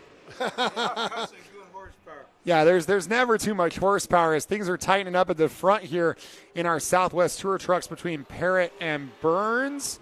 And, Burns has been trying to take the lead. They're about to go side by side down the front straightaway here on lap number 20.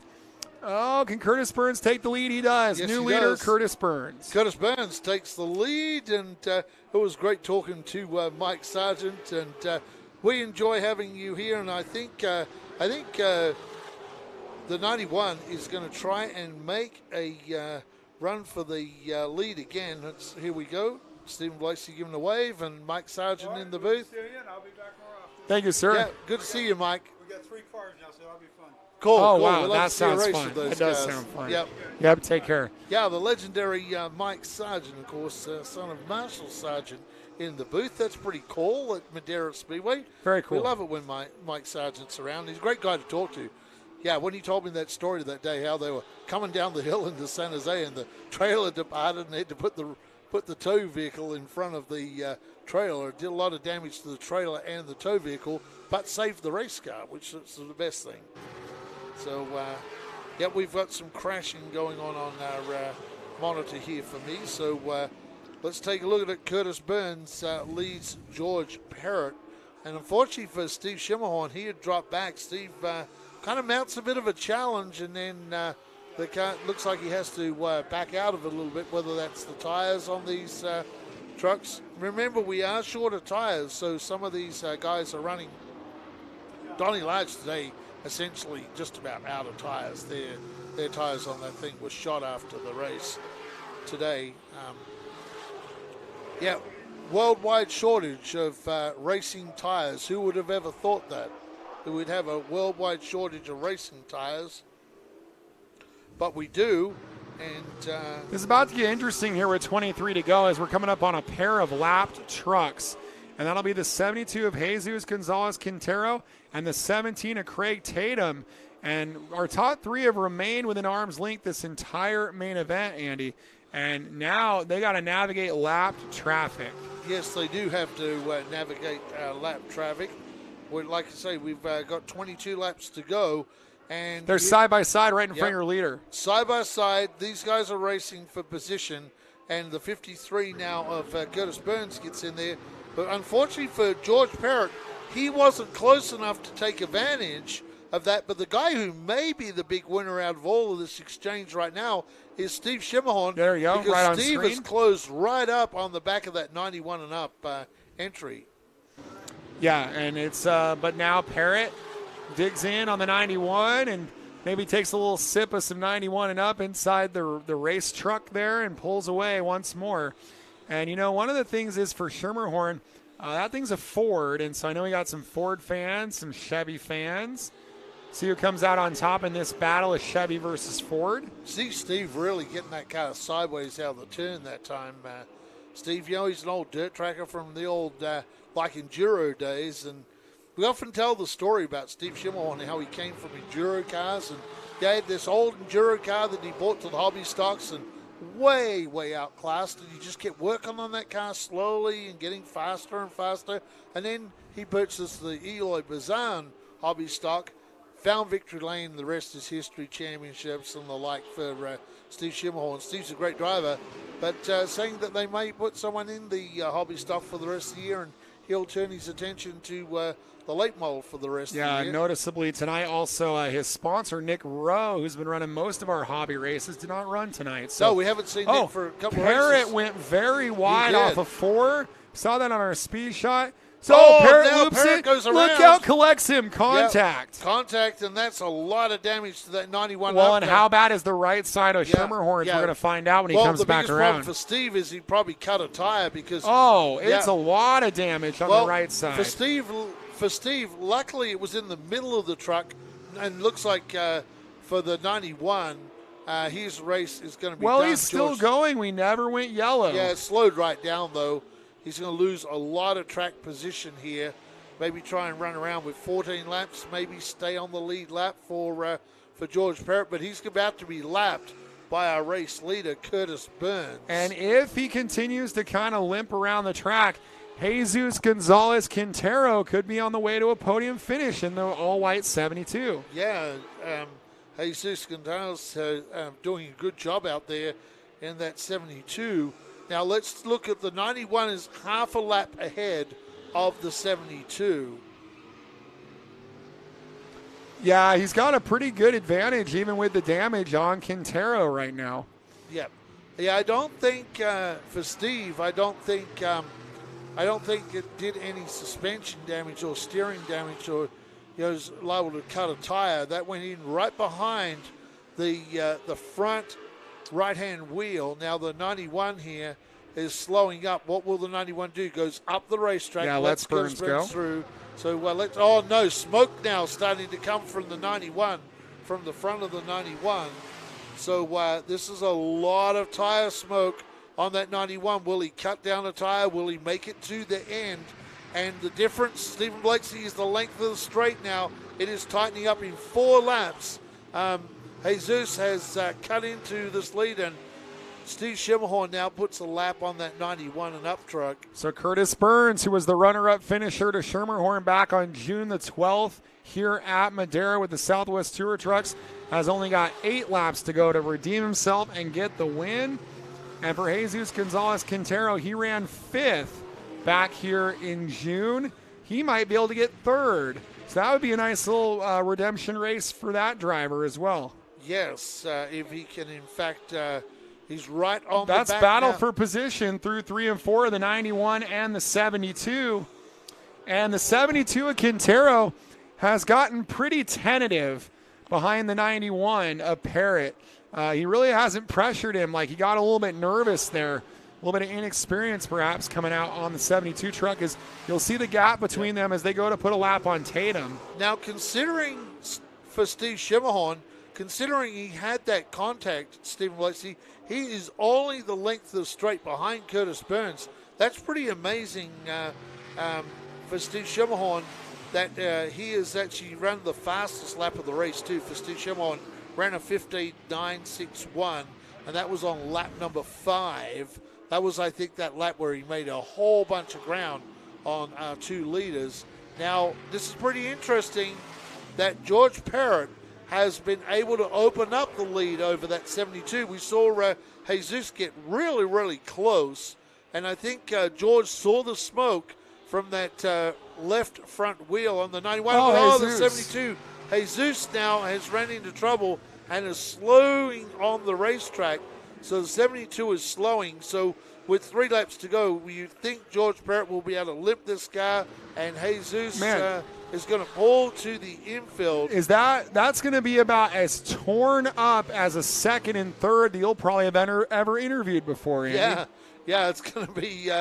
Well, I think we've interviewed Papa Coots down there, and that thing was all torn up. Yeah, we've had a race winner, but not 2 of the 3. This wounded, as Curtis Burns going to roll it through 3 and 4 out of 5150 turn number 4. Gets himself a win after running second a few weeks ago here at Madera Speedway. Curtis Burns is your winner. Great to see Curtis Burns get the victory. I don't know how Steve Schermerhorn and George Parrott held on for second and third, and Outback Andy's going to go trucking his way down to victory lane. And when you get there, you're going to remind our PA announcer, Brian Smith, he can start interviewing second and third. Exactly. And you're going to make your way down there. Well, the Southwest Tour Trucks. That was a quick, clean and green race for the truckers as they brought their convoy up 99 to Madera, California. And a few of these trucks are going to have some repair work to do. They move on September 11th to the Quarter Mile Orange Show Speedway. And then October the 16th, they've reopened Willow Springs. That track didn't run last year. And then they end their campaign November the 13th at Havasu 95 Speedway. So that's kind of your update of what is on the line for the Tour trucks. Curtis Burns came into tonight the points leader for the series. He'll extend that points lead. Ronnie Davis, who was third in the points, was tied with Jesus Gonzalez Quintero, but didn't run tonight, so Quintero will take third in the standings.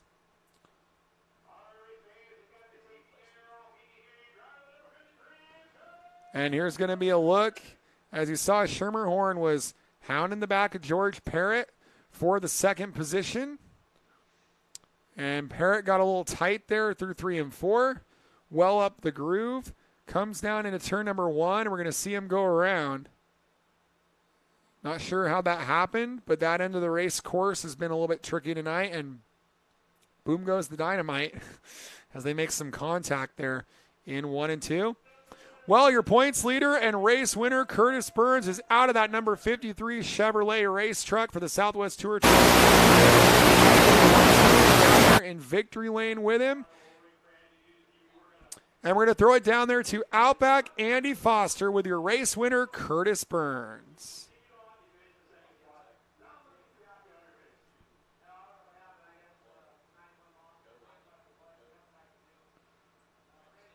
I think I got ahead of myself there. I thought I'd given them enough time there as they're getting set down there in victory lane.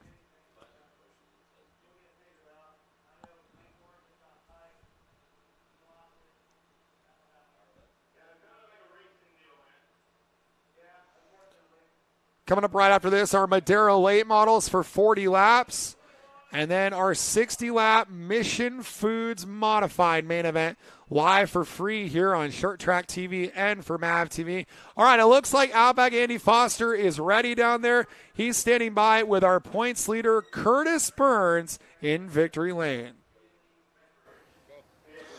Well, what an interesting battle with the trucks today. It was George Parrott up front for a long, long time, Curtis Burns. Man, you guys raced it out there, and Steve was right behind you, but you made that move, and being up front might have been the place to be when you look at the mess that's down the back there. And, hey, how cool is this? That trophy almost matches the color on the race truck as well. Yeah, that is really cool. Actually, my spotter was telling me that them guys were kind of banging it up. I was watching them in my mirror. Steve he's pretty tough in that 21 truck at the top truck. He won here last time, and we kind of was teasing each other. It's like, well, it's my turn to win. No, it's my turn to win, blah-da-da-da-dee-dee. But, man, it was a lot of fun. I enjoy racing with these guys. It's really, really fun. I want to thank God for allowing me to do this. My wife, my crew, Tom, my son Josh, M&W Record Supply, K&H Suspension. And, man, this is my second win. I won last time at Orange Show, and it just feels just as good as winning the second time as it did the first time. Hey, it's good to see all these trucks make their way up from Southern California as well. We actually traveled from Williams, Arizona, which is out by the Grand Canyon. So I can't wait to get back to the cool weather, for sure. Right. Well, it's good to have you back here, and hopefully you'll get that third win real soon. I think we're going back to the Orange Show. I'm going to go for that win as well. Curtis Burns on a hot streak at the moment in this truck. We'll see how he goes next race for the Southwest Tour Trucks. Yeah, and Curtis Burns looked pretty happy down there. He's got a long trip back to the Grand Canyon, so thanks for making the trip here to Madera, Curtis Burns. Hey, second place in the hobby stocks, second place in the trucks. He's over congratulating Curtis Burns, but I'm really interested to hear what he has to say about that mix-up as Steve Schermerhorn over there talking to Curtis Burns. Our Outback Andy Foster's not very assertive with these drivers. He doesn't let them know what he wants them to do. All right, Steve Schermerhorn working his way over to Outback Andy. They're standing by around that wounded number 21. Well, we're down here with second place, and, well, he's standing against the race car because if he doesn't, we'll be out about here somewhere on the racetrack. Steve Schermerhorn, things are going along pretty good. We were commenting early in the race. These guys were racing hard up front. You drew up to them, and then, man, oh, man, you went for that inside move, and George just got sideways with you nowhere to go at all. Looks like a lot of fiberglass damage down here. Yeah, I think he lost his brakes or something, so, it's the nature of the beast. Well, you know about that from earlier, right? Yeah, I was on the rumple strip, so there was nowhere I could have went, so it's a racing thing. It happens. Yeah, cool to be back in these trucks. It's your second time back in these trucks. Tell the fans how these are to race compared to your hobby stock. These are a little more front nose heavy, but they're a blast. They accelerate just like a hobby stock, and I'd like to have one someday. For every call, maybe you'll pick yourself up a Southwest Tour Truck and run with those guys. That's pretty cool. But good to have you back here, double duty today in the trucks. Good job, second place. Thank you. I had a blast. I want to thank Jeff Williams for bringing the truck up for me to race. Seems the theme of the day for you, right? Second places today. I'll take it. Hey, Steve Schermerhorn, a solid second place, and a truck that looks a little less than it did when he started. A lot of damage to the side of the truck. Back to Steven in the booth. Oh, man, Outback Andy was kind of picking on Steve Schermerhorn there for running second twice, and I got to tell you, Outback, if you were head-to-head with Steve Schermerhorn, I think the result would go a little differently. Is getting ready to throw it down to the 91. This ought to be an interesting interview. George Parrott in the 91 and up truck. Well, the damage will make the sponsor easy to see on the hood of that truck. He's standing by with Outback Andy Foster. While we're down here with the driver of the 91 and up entry, George Parrott. Man, not really sure what happened. Steve seems to think that maybe you lost brakes down there when you got sideways. And unfortunately for Steve, nowhere to go. And this is a trucking mess, we would say. That's right. Man, sorry to see this awesome truck torn up like this. We'll just take it back to the shop and fix it all up and come back for next time. It's no problem. But I tell you what, today we ran hard. We really got a chance to show the fans and everybody else what the 91 truck can do finally. And we led the first, 10, 12 laps maybe. And, my brakes went away. They started to fade. The Curtis truck caught me up because I was trying to let my brakes cool down. And then it's just not enough time. And then the 21 car reeled me up. I got too tight going in there, broke loose, and collected the 21. I hated to do that. I was trying to give everybody room, and unfortunately, I ran into him. But we'll get it fixed. We'll get it right back out here because this is what we love to do. And I love Madera. Everything here, this track is wonderful. The people are great. I love these fans, and looking forward to come back. Yeah, it looks like you and Steve Schermerhorn were going to have a good battle. And, of course, Steve knows about brakes going out because that happened in the hobby stock race to him. So You guys, it's a shame to see these trucks torn up, but you'll get them back to work. A lot of fluid coming out. These trucks are all super hot, and we'll see you back next time. You bet. You bet. Thank you very much for having us. George Parrott, the 91 up truck, super solid third place after a lot of damage to this truck tonight. Well, if we can submit our camera work, for an Oscar or an Emmy for sports, I think Zach might be in consideration for that, as he framed that interview beautifully there. Gave you a good look at the damage on the front of that Chevrolet Silverado for the 91 Parrott. 40 laps of Madera late model racing coming up next here for Short Track TV from the fastest 1/3 mile in the West, Madera Speedway.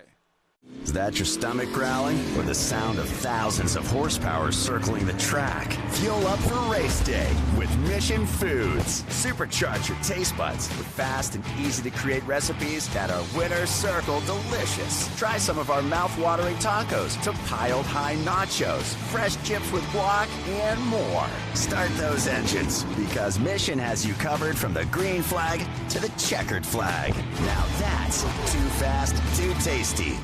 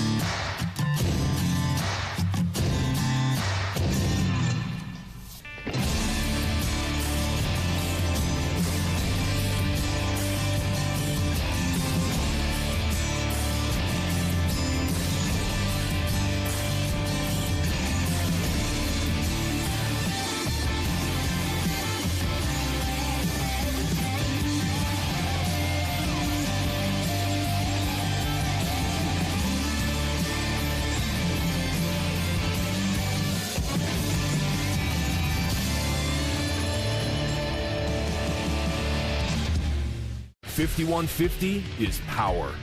The power to overcome. The power to persevere. The power to set your life on a course for success. When you're faced with the challenges life throws at you, you focus and do what is needed to go beyond what is required. So stand up, stand firm, believe, make it happen, and live through the madness, knocking doors down along the way. We are 5150. Where you are now may not be where you came from.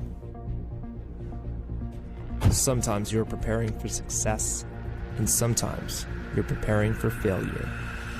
The choices you make today may spiral out of control or spin you in the right direction. Your past doesn't define you, but the choices you make today can change your life forever.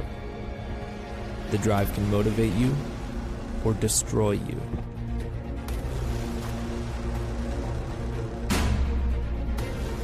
But you have to find a way out. Discover a riveting real-life story of recovery that will inspire you. Believe, make it happen, and live through the madness, knocking doors down along the way. Read the true story of how Carlos Vieira nearly destroyed his life and lived to tell about it. And don't miss others telling their powerful stories on our podcast. Visit kddmediacompany.com. Race fans, please support the brands that support our sport. NutUp Industries and NutUp.com is the primary sponsor of these free live streams for our fans to enjoy. Please go to NutUp.com and enter the code MAVTV20 for a 20% discount on all of their great, healthy almond snacks. Please visit NutUp.com and support the brands that support our sport by entering MAVTV20 for a 20% discount to say thank you for this free live stream tonight. Since 1977, Mission Foods has been creating fresh and authentic Mexican food products. Put some Mission in your kitchen, race fans. As we like to say here at the Madera Speedway, support the brands that support our sport. I'm Kenny Shepard here on Madera Racing on MAV TV, and we would like to welcome Mission Foods on board here on the Madera Racing program. Too fast, too tasty. Make sure Mission is the choice you make the next time you're at the store. Is that your stomach growling? Or the Where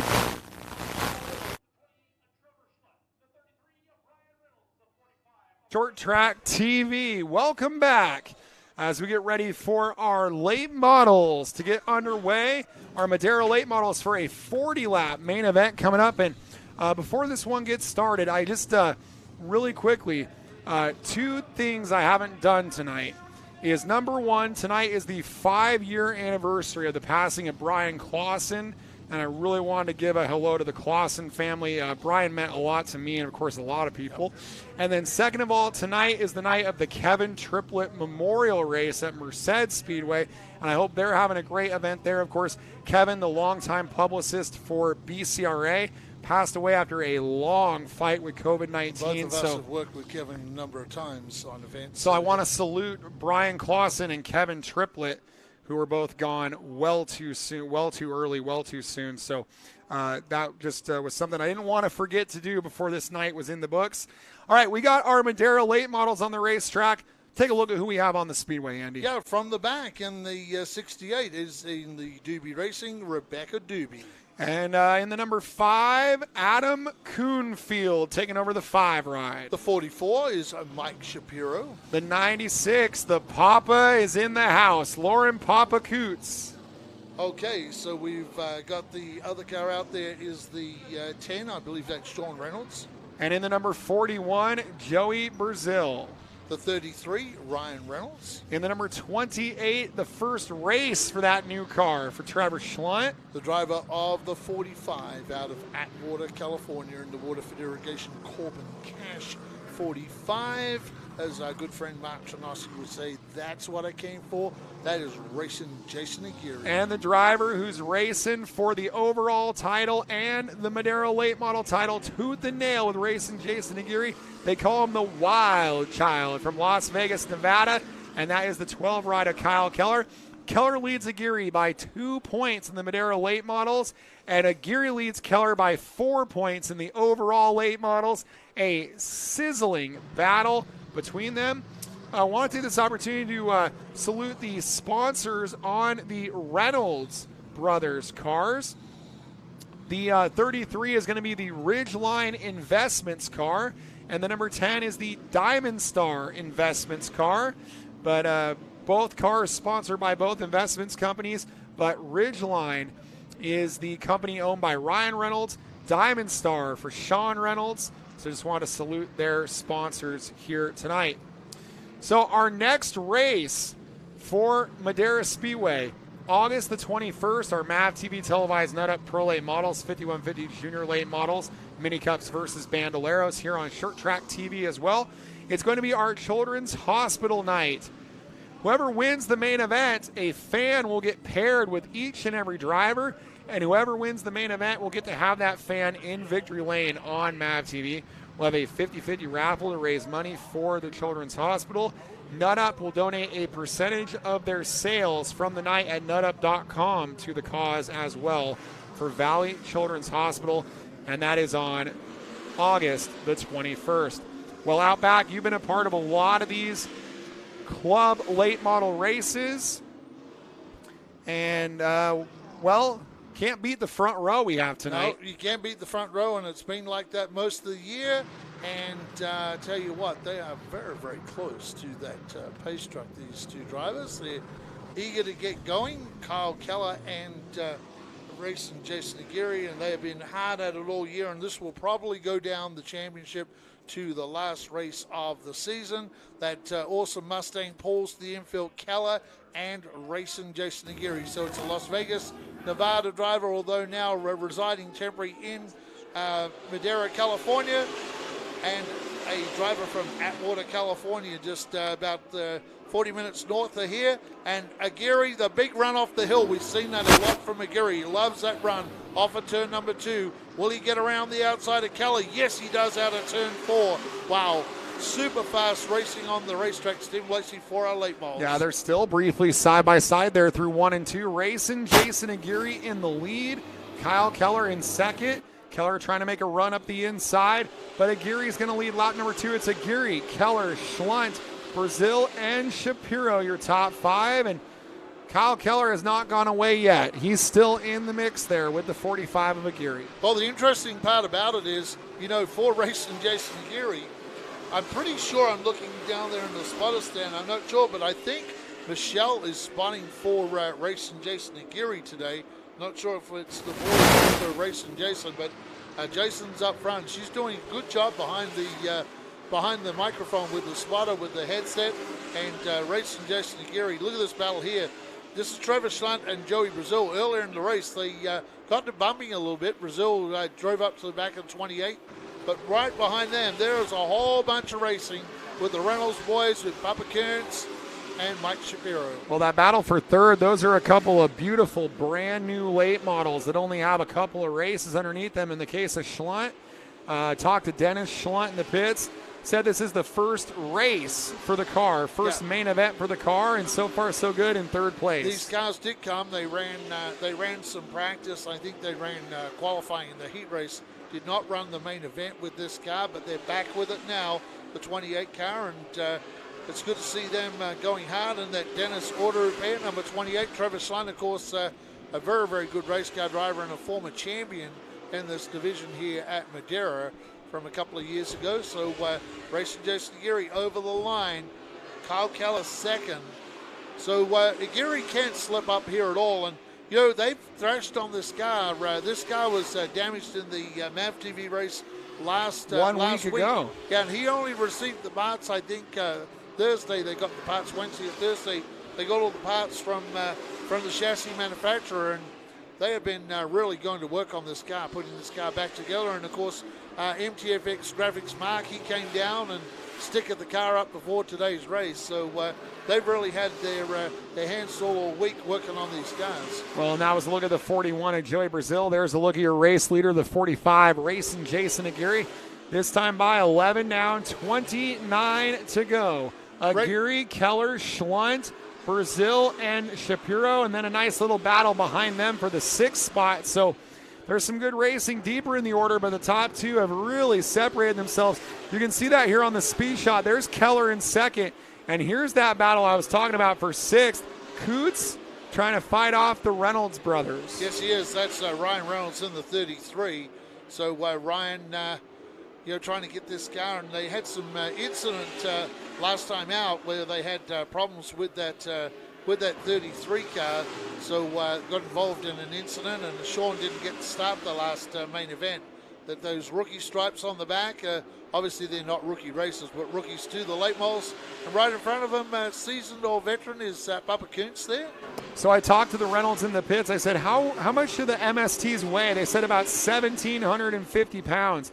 So to move up to a 2,900-pound late model. Almost double. Yeah, almost double. And their rookies putting a lap on another rookie, the 68, Rebecca Doobie, who's doing a really good job to get well clear of these drivers. There's her bright pink and purple 68. That groovy 68 staying well out of the way. Former champion from the Mini Cups, Rebecca Doobie. So she's learning the craft of late model racing, and really would be in the junior late models, but she's just coming out here getting practice laps before she'll make a start in the TV series. But Rebecca looks good on the racetrack. You know, she's not spinning out and keep completing all the laps, and that's what they're looking for before they approve her for TV, and that is not far away, I don't think. Aguirre's lead is up to almost 1.5 seconds as we come by to complete lap number 18. 22 to go in this Madera late model race, and then our Mission Foods Modifieds for 60 laps for 1,000 to win to follow this one here on Short Track TV from Madera, California. As the battle continuing here for spot number 6, and actually it's going to become a battle for 5th with the 44 of Shapiro. So now I got Shapiro, Coots, the 33 of Ryan Reynolds, the 10 of Sean Reynolds, all together on the racetrack for car battle. Yeah, I think the Reynolds brothers just want to run around and complete all these laps, but the way that battle's going, they're going to all get held up there, and Racing Jason Aguirre has just cleared everybody, so he is making inroads in here. We're just under half race distance, and Racing Jason has them in his sights now. Yeah, here we go. Ryan Reynolds underneath Papa Kuntz. So Ryan Reynolds move him up one position, and brother Sean sitting right back there. So Sean might be able to take advantage of this as well, because if Papa Kuntz gets hung up on the inside, and Frank just put the hand out from the starters stand and said, "Hey, Racing Jason Aguirre, you've got lap cars in front of you." And Kyle Keller is open now that he gets really held up. Reynolds, that's Sean Reynolds now trying to get by Papa Kuntz, and he successfully does so. Yeah, so it looks like things have settled down there as Ryan Reynolds up to 6th, Sean Reynolds up to 7th, Papa Kuntz back to 8th, and it's going to be within about 3 laps that they're in the midst of racing Jason Aguirre, a fast-paced main event. 24 consecutive laps under green. Aguirre's lead on Keller is 1.7 seconds.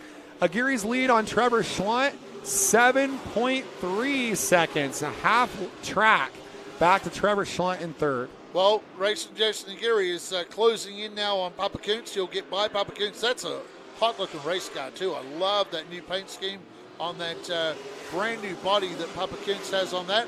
And racing Jason Aguirre races way by. Now, here's the interesting thing, Stephen Blakeslee.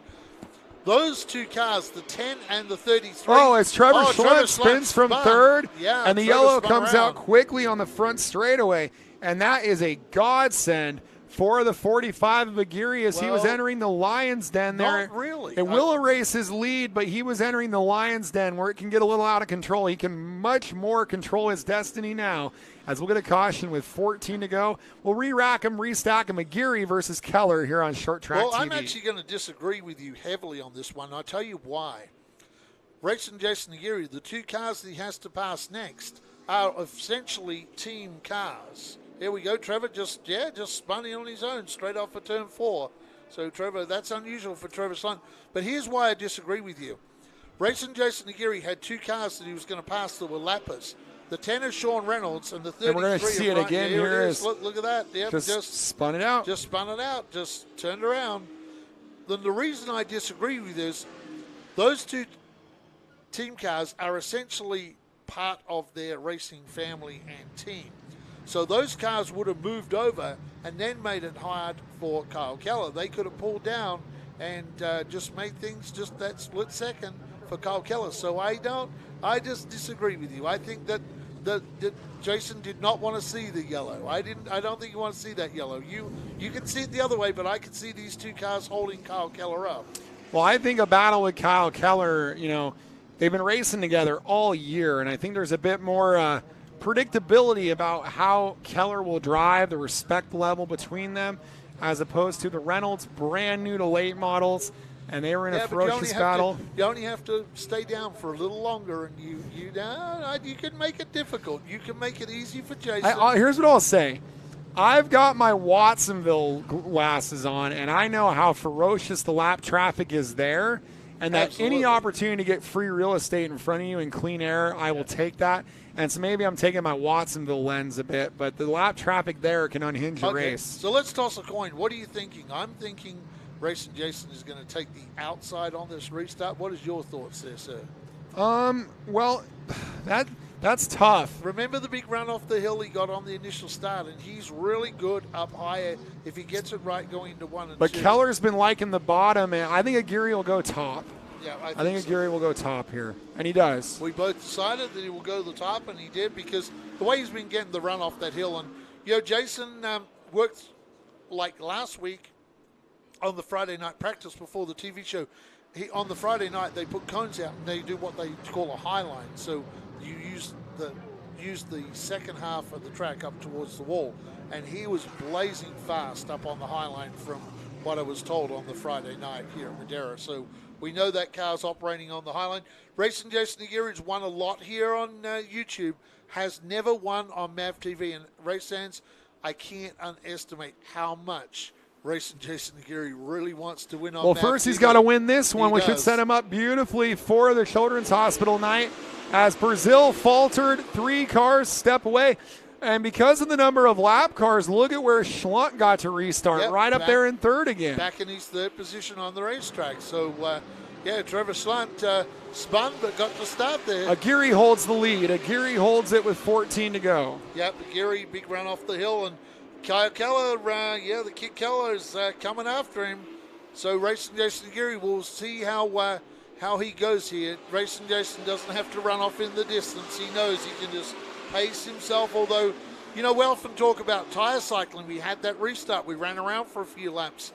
And when we get to tire cycling, maybe Kyle Keller's trying to make a move. Yep. Keller up the inside, slides up behind Aguirre, 11 to go. It's not over here on Short Track TV. A great race for Madera Speedway.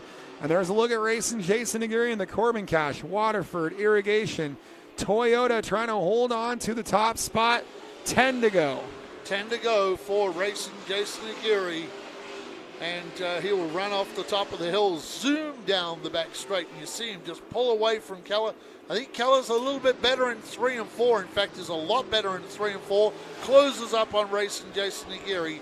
That all-star towing, Battleborn Racing, number 12 of Kyle Keller. Kyle Keller now continues on his way, trying to get to the inside of racing Jason Aguirre down in Mission turn number 4. Something about the youth this year in all of our late model races, both televised and non-televised. Our youth junior late model graduates have been sensational on the bottom this season. As cautions come out, we got a mix-up. It involves the 10 of Reynolds and the 44 of Shapiro. That 10 car being Sean Reynolds down there at Mission Turn. And that resets everything for this Aguirre and Keller battle with 8 to go. And we might have picked that up on our speed shot camera as trouble down there in 1 and 2. Damage to the left front of Shapiro's car. And that would be, I would say, damage. There's no damage to the left, so it must be all on the right of the Ridgeline Capital. Number 10. And that nose piece is like on the ground. Down a little bit. Yeah, it looks like it's the right front that is damaged on the 10 car. So let's take a look at it as they come by. The nose is all kind of folded in a little bit, and a little bit of panel damage there to the number 10. Not sure if we have a replay of that or not. And Trevor Schwant is going to restart in a really good position in 3rd now. That was crazy before how Schlunt spun out, bought on the yellow, but because there were so many cars lapped that he was able to hold his spot in Well, 3rd. Not quite hold it, but he made up a few spots. And now Race Monitor with these couple of cautions, we've had some free passes. We've got about 8 lead lap cars at the moment. And we didn't talk about it either. Ryan Reynolds. Ryan actually passed Joey Brazil. So Ryan's going to have to start on the outside of row number 2. So it's going to be pretty interesting. And you know what that's going to do, Stephen Blakeslee? That is going to put racing Jason Aguirre probably to the outside. Ryan Reynolds is going to form up right behind that team car. Essentially, with that family tie there, they're essentially team cars. And it looks like they're going to swap Rebecca Doobie and the 5 car is going to get swapped, possibly. I'm not sure here. Wait and see. Look like that's the way the officials were motioning. Now they're getting ready, I think, to get these cars doubled up. The big question is that incident between Shapiro. And one of the reasons, sorry to cut you off there, but one of the reasons why we didn't get the replay is something was going on with the camera. It was out of focus, so Zach is up there playing with the camera, which is part of why we've stayed under yellow. We can't go green with Zach standing on the wall there. You want to fix that before the North State Mission modified. So our MAV TV televised event. Yep, that's a televised event tonight.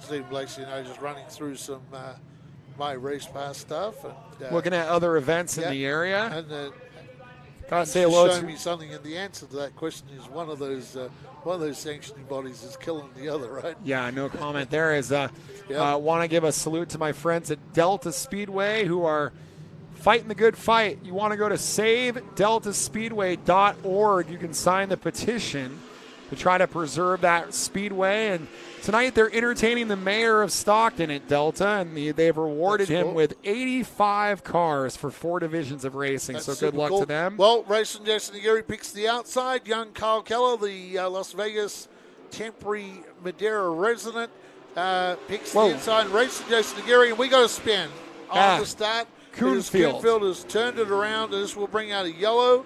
and that will be a no start. No start.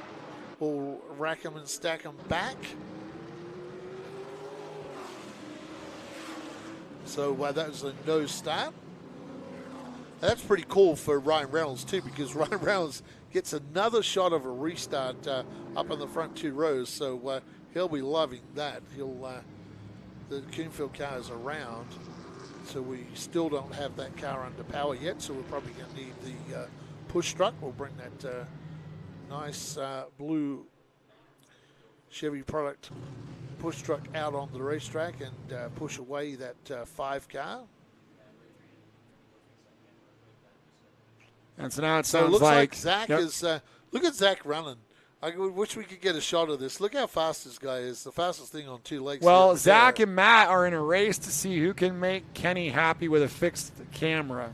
Yeah, Zach just high jumps it up onto the flag stand. Well, it works well when I'm the announcer for the interviews for MAV TV because I'm pretty tall and me and Zach work pretty well. For Galvin, again, I can tease him because he's not here. He's a little short. And so Zach has to sort of lower the camera a bit for old Jason Galvin here. And Jason Galvin probably weighs as much as you guys put together. So you guys are pretty skinny tiny guys. Jason Galvin and I, we carry a little extra weight. The boss probably does carry. Yeah, if we were riding in a race car and we needed some weight balance, we'd have to put you and Zach on one side, me and Jason on the other to keep it level. Yep. And if we needed some super modified weight, we'd put you and Jason on the left. Yep. Yep. Here it is, the rundown. Jason Geary, Kyle Keller, Trevor Slant, Ryan Reynolds, Joey Brazil, Mike Shapiro, Ryan Reynolds, Lauren Coots, Adam Coonfield, and Rebecca Doobie. Rebecca's doing a good job. Rebecca has not spun the car in this main event. She is just logging laps, and that's what we wanted to do, keep logging laps to this young junior driver. Well, remember, Lyles did that. Yep. And then Lyles has really improved a lot and was actually pretty darn respectable last week in our TV show. So it kind of worked for them. The thing with Rebecca is she just gets faster all the time. Her lines are good. And, she's just very close to being TV ready for MAV TV. Yeah, I know it says Lyles got 8th in that main event, but she was better than that. Didn't really show. Her improvement is substantial. She was within 0.3 of Jacob Smith, who was running track record laps. She was up there in the top 5 at one stage. Yeah. Yep.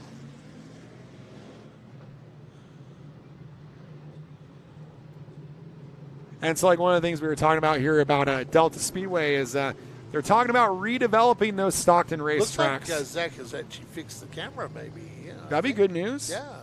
They're talking about redeveloping where those Stockton racetracks are, so they brought the mayor to the races. Yep. He had never been there before, and I heard it went very well, so I'm glad to hear that. That's good. We need to preserve all the fairgrounds all racetracks. Yep, in California. I saw someone, they're racing at all the fairgrounds in Pennsylvania this week with USAC, and they tweeted, there needs to be more racing at fairgrounds. Well, come to California where virtually every racetrack's at a fairground, and it's essential to keeping the fairgrounds open that the racetracks survive. So we're getting ready again, and no surprise that racing Jason Aguirre has picked the outside. It didn't last very long. No, we got Zach's camera. No, it didn't last very long. It's already back to being blurry. I don't know what happened there. No, I think that was Zach's camera that was Zach's camera. No, Fearless Frank is totally in a Thule fog. Yep. Frank's, so we lost the camera again. Is getting ready for what could be the final restart. 8 to go. Aguirre once again picks the top, Andy. Yes, he does. Same old. Let us know in the comments who you think's going to win. Aguirre in the 45, Keller in the 12, 8 to go. We're green from Fearless Frank, and Aguirre got a beautiful restart. Yes, he does. And by the time he gets past the line this time, almost a car length in front of Kyle Keller. But look at this battle for third. Ryan Reynolds in his first start in the late model race up around the outside of Trevor Schlunt. And I tell you, a bit of a wiggle up there on the high line from Ryan Reynolds, but hung on to it. Can he get a run off the hill like his teammate? Yes, he does. Ryan Reynolds now moves up to third on the racetrack out of turn number 4. That's awfully goes over impressive. the line. Third place for Ryan Reynolds. And a good battle up front between Race and Jason Aguirre, and it's still continuing. This third place battle, Ryan Reynolds from the MST division in that ridgeline entry. Trevor Schlunt back behind him, and then filling the final fifth position, Papa Kuntz. Yeah, that's awfully impressive by Ryan Reynolds and the Ridgeline Investments, 33 up to third. These two kids are going to be really good. When they sort these cars out, Ryan Reynolds, he could turn up. He could turn up for the TV race at the end of the month. I'm sure of it, and make the race because he looks really, really good on the racetrack. One more mile of racing to go for racing Jason Aguirre with the Wild Child. Kyle Keller in his pursuit. The battle for third is not quite over. Trevor Schlunt trying to figure out a way to get back to Reynolds. Two drivers who are learning their cars, and Rebecca Doobie goes around in the middle of 3 and 4 in MAV TV turn. And now we set up a really big restart where it's going to be 1 mile of racing remaining here at Madera Speedway. 3 laps. Peter Hodges. Peter's watching from Newcastle, Australia. Hey, real quick, we're up over 300 viewers, and want to remind you, do not take off after this late model race. Yeah, for those that are used to it being a late model race, we've still got modifieds to come. We got a big modified race. That's the Mission Foods Modifieds and the North State Modifieds to go tonight. 60 laps. Main event, so hang around. So Daryl Herzog says, love eating Mission tortillas deep fried with sugar and cinnamon sitting in the beach in Cancun. Good stuff. Aaron, nut up with a California almond burrito wrapped in a Mission tortilla. Okay. We've got a lot going on that I've got to catch up on because I had it down on my YouTube tonight, unfortunately. So if I haven't caught up with you guys, Aaron, yes, mods are gods. I love some good mod racing. Modifieds always, if it's either going to be a lot of restarts or it'll run clean and green most of the way. Hopefully tonight we'll have clean and green because we love when modifieds go clean and green for 50 or 60 laps here tonight at Madera Speedway. Well, and Andy, you're dropping in on a rivalry. We've had a great rivalry this year between Kyle Tellstrom and Scott Winters. Tonight, Kyle Tellstrom, his 4th track record qualifying effort of the year. Tellstrom this year with 3 main event wins, Scott Winters with 2. Yep. And so they have been absolutely the dominant driver. They've won all the qualifying sessions and all the main events this year in 5 rounds of modified racing, Tellstrom and Winters. And tonight, round number 6 of the North State Series. But we've got 3 to go for the late models. Can Kyle Keller make something happen in car 12 on the bottom? Well, we'll see. It's Keller and Aguirre. Then you have Ryan Reynolds and Trevor Schlunt. Then you have the next row, which has got and Papa Keller Kuntz jumped ahead. and He Joey stops. Brazil. Keller jumped ahead. He stops, almost gets Yellow's run out. over by Reynolds, and they Yellow's throw out. the yellow because that was a bad start. Yep. Yellows are out. Wow. Think about it. If you're Reynolds there and you've got Keller stopping and Ryan Reynolds did a great job to avoid him in his late model debut, that could have been a sad ending to a good night for the 33 car. And I think for Sean Reynolds, the damage to the front of that car is probably like it was with Ryan Reynolds in the MST, where it looked like it was just a little bit of body damage, but Ryan did get some steering and suspension damage in that incident in the MST. So I believe that's what's going on with the 10 car because he's way down the back and that damage in the front corner. And I saw CK pointing at the 12 and holding up a number 1. Now, that either means you've only got one more try or it means you've got to give up a spot. I don't know exactly what it means. Yep, well, we'll wait and see. Now, and they're calling that as a jump on the 45 of Aguirre. And so as a result of that, they're going to flip-flop them, and Keller is now considered the leader and the pace setter for the restart. Wow, yeah, Jason's been getting a big run on the starts, every start tonight.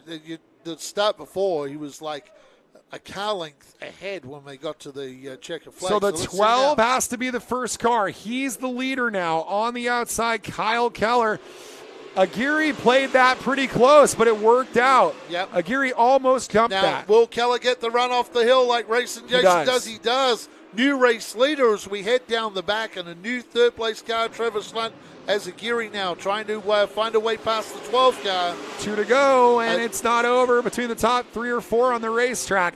Keller out front, the outside, just the place to be. Yeah, it's all gone wrong for Racing Jason Aguirre because Kyle Keller has skipped away now. White flag, and that's about a 3-car length lead for Kyle Keller. The kid from Las Vegas, Nevada. Wow, wow, wow. After all that happened in this race, he will drive down into turns 3 and 4. Mission too fast, too tasty. And I tell you what, too fast tonight was the number 12 of Kyle Keller as Joey Brazil spun and gets into the K-rail at the back section. Kyle Keller takes the win from Racing Jason Aguirre, and Trevor Slunt will fill that 3rd position on the racetrack. We'll go in and plug in the sound down here real soon, or see if we can get Kenny Shepard to do that for us, which will be cool. Racing Jason Aguirre gets beat by Kyle Keller. What a great season so far for Kyle Keller. He's kind of been staying in Madera a lot and basing himself here, trying to win this championship for this young star. Now, we have 3 championships for our late models. We have this championship, the TV championship, and an overall. And Racing Jason Aguirre was hoping to win all 3 of those this year, but Kyle Keller, he may win 2 of these the way it works out by the end of the season. Parks it in victory lane. The Battleborn Racing All-Star Towing, number 12 of Kyle Keller in victory lane. Following this, remember, for our fans online, we have a 60-lap late modified race. That is North State Modifieds and Mission Modifieds coming our way. Stephen Blakesy is down there in victory lane, getting ready for Zach to get that camera locked in.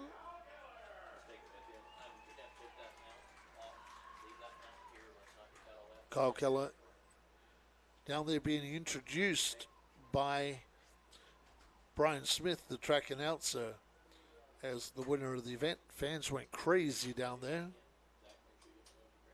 Getting ready now to go down to victory lane. Down in victory lane, Stephen Blakesy is with the winner, Kyle Keller. Kyle Keller gets a very important victory in the Madera late models as he climbs out of the race car here on Short Track TV. And he's going to get this big trophy as well.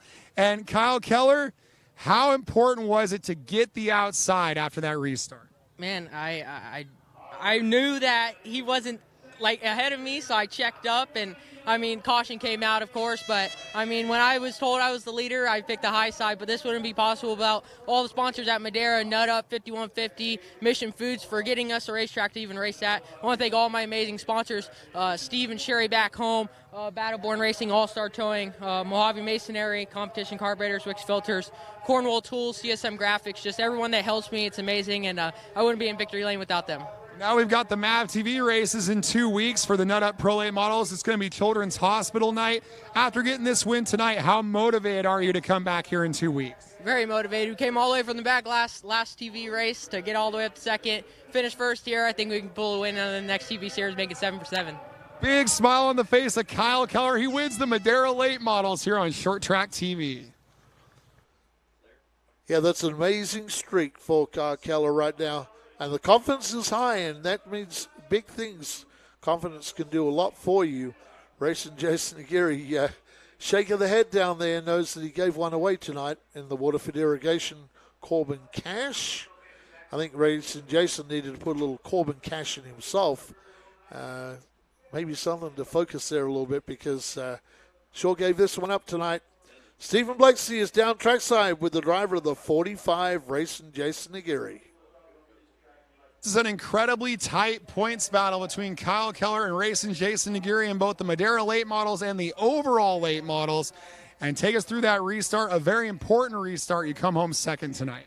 Yeah, second's not bad. We'll take it. But, You know, I'm the leader. I'm bringing them in. We were rolling past the cone. I was waiting about 2 or 3 feet past, and then I was taking off. Well, we got to the cone, and he left, so I just let him go. And, you know, he didn't get penalized. They decided to move him back one spot. That's a new rule they haven't talked about in the driver's meeting, but I don't agree with that call on the track. You know, we had restart after restart, and a little gamesmanship going on there. But, you know, a lot of work, time, and effort goes into this car and this entire team. I want to thank my brother Dave Zernich helping me out this week on the car. Cousin Manny, Showtime Gonzalez, there every night this week. You know, my boss, Ron Neidham, John Neidham, Mick Williams, Waterford Irrigation, the best irrigation company in the valley. David Susan family with Corbin Cass, Sweet Potatoes. MTFX Graphics, Mark Ternowski, he was a help this week. A lot of work went into this car, and it took a lot of effort from a lot of different people. And I'm very appreciative to come here and get second. We didn't win, but that's all right. We're going to go home and have a cold one tonight. Well, one of the reasons it's been such a close points battle is the consistency by this driver, the 45, racing Jason Aguirre. And consistency is what will win you a championship. This is going to go down to the wire, this championship this year, so we'll keep an eye on that for the rest of the year. We'll go down and talk to third place down there. Looks like they're getting pretty ready as track announcer Brian Smith just finished interviewing Kyle Keller. We'll go down trackside with Stephen Blakeslee, and he's with third place Trevor Schlunt. New car, don't care. For the 28 of Trevor Schlunt comes home in third tonight in the Madera late models. How does it feel to be on the podium with this new car underneath you? You know, it feels pretty good. There's some, you know, hard, tough competition out there, and you know, I'm with spinning out early on, and you know, coming back to third, I'm happy with that. Well, tell us who you want to thank. I'd like to thank Dennis Auto Repair, of course, all the family, friends, and fans, you know, that are watching, and so can't wait to be out here again in a couple weeks. We can't wait to see what this team can do. Trevor Schlunt on the podium here at Madera. Another fine third place for Trevor Schlunt. Like I said, had a spin earlier, raced his way back. So a good night's work for Trevor Schlunt, getting a podium position. Congratulations again to the Wild Child, Las Vegas, Nevada, Madera, California racer, Kyle Keller. That's the Mission Modifieds, round number 2 with the North State Modifieds coming our way. We'll be taking a short commercial break real soon. And back with 60 laps of modified racing tonight, brought to you by Mission Foods.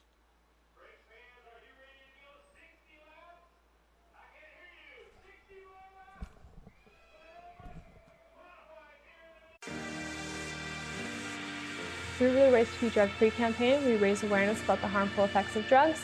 We educate children both inside and outside of schools about staying off of drugs and out of trouble. We also have our Gloves Not Drugs boxing program, which allows kids between the ages of 8 and 18 to come learn the art of boxing and also Brazilian Jiu-Jitsu. They've taught me to become a role model to everyone else. Watch what I do when no one else is looking, do the right thing all the time. It's been amazing. I really love the program.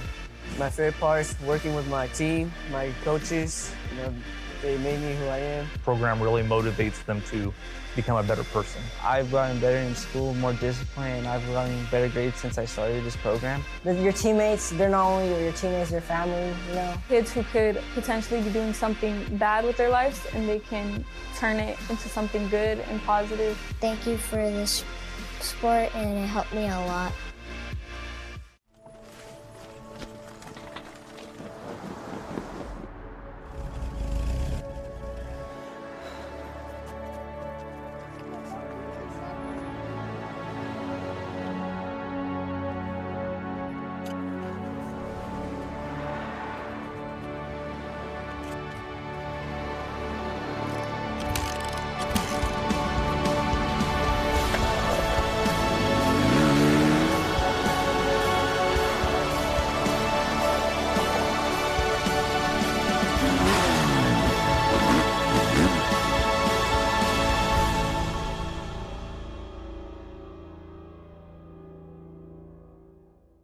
that your stomach growling or the sound of thousands of horsepower circling the track? Fuel up for race day with Mission Foods. Supercharge your taste buds with fast and easy-to-create recipes that are winner circle delicious. Try some of our mouth-watering tacos to piled high nachos, fresh chips with guac, and more. Start those engines because Mission has you covered from the green flag to the checkered flag. Now that's too fast, too tasty. Hey race fans, are you a fan of grassroots racing?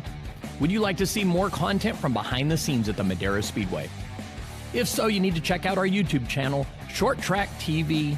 ShortTrack TV is where you will find the behind-the-scenes action with documentaries of the race car drivers, old race footage, and other exciting and fun content from the Madera Speedway. Go to ShortTrack TV and subscribe today and enjoy some more great content from the fastest 1/3 mile in the West, the Madera Speedway. Welcome back to Madera Speedway, brought to you by Mission Foods. Nut Up 5150 and 805 beer. The flags flying in the breeze. A little bit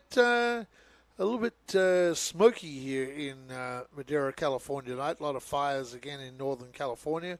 Of course, it's fire season, but the Nut Up and national flag flying. You can see the Highway 99 right behind us at Awesome Mission Products. I love the street tacos, as I said before, and that chunky salsa. And Stephen Blakeslee, he loves his whole wheat Mission tortillas. And in fact, I saw him during a section of break that we had, a commercial break. He was actually eating one of those homemade tortillas that he makes on Friday mornings before he leaves to go to Watsonville and then head over here to Madera as our modifieds roll out on the racetrack. Scott Winters and Kyle Tellstrom, two arch rivals, and these guys have got a bit of rivalry going on for race wins right now, and they come out onto the racetrack.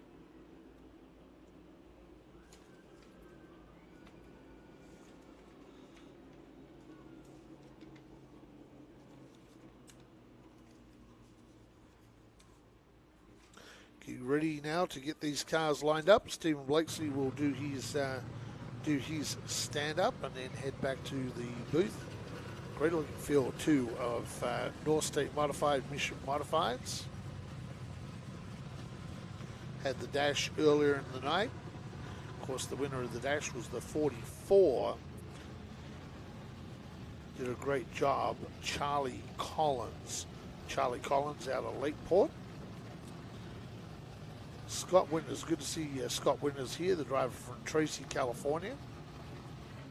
This will be one of Scott's home tracks, one of two that we call these home tracks here in California.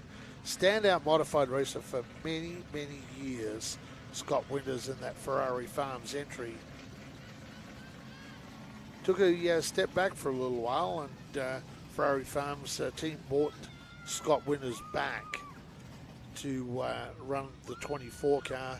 Always a threat to win, Scott Winters, when he turns up in that 24 car. And Johnny Miskell down there, the legendary flag waver for the North State Modifieds. You're going to see some pretty animated flag waving coming up here as Johnny Miskell will enter the flag stand, and Frank Levy will probably head out, or maybe even stay there with Johnny Miskell. Wait and see what Frank's going to do, whether he's going to head down to the infield or stay up in the flag stand.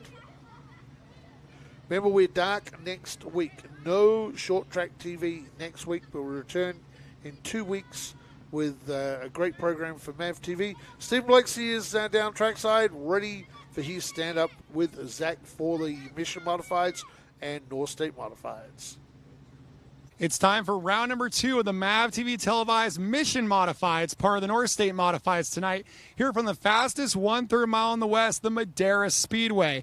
And we've had a driver who has been simply dominant in the North State Modifieds this year. His name is Kyle Tellstrom. 4 fast times this year, all of them track records, and that includes tonight 3 main event wins. But his rival on the season, who has the other fast times and the other wins of 2021, is Scott Winters. And they will make up a potent row number 4 for tonight's 60-lap main event. We have drivers from all over the western United States here ready to battle, including Klamath Falls, Oregon's Rich Cobb, who will start on the pole in tonight's main event. There's $1,000 to the winner. There's bonus money from Economy Heating and Air for the highest 602 crate motor, and there's 60 laps of modified Thunder coming up next only on MAV TV.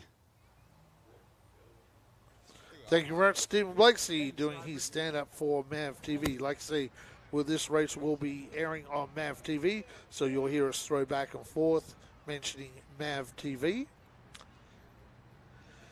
Once again, the Gremlins have crashed the YouTube for us, so I don't see your comments right now. I'm desperately trying to get this back up and look at the comments on YouTube. Normally I have a faultless YouTube, but tonight, for some reason, we are really struggling with the YouTube tonight. The reception here at Madera, California can be a little bit treacherous at times to deal with. We deal with that with the MAV TV side, and we spend a lot of money in investing on getting the live stream out from Madera, because the internet here is absolutely terrible from the fairgrounds. There's a lot around the fairgrounds. You have a lot of businesses, and there's only so much. In fact, coming in is old cable, and when you got a lot of drivers and crews using their cell phones in this one little area with all the shopping area and people using their cell phones, it tends to cut down the service we have here at Madera.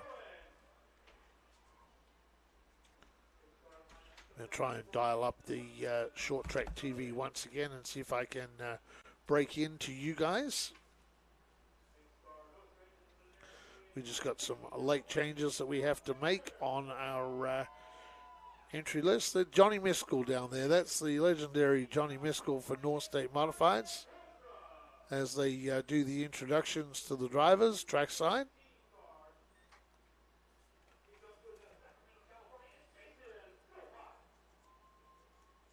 It is Cody Braun in that. Yeah.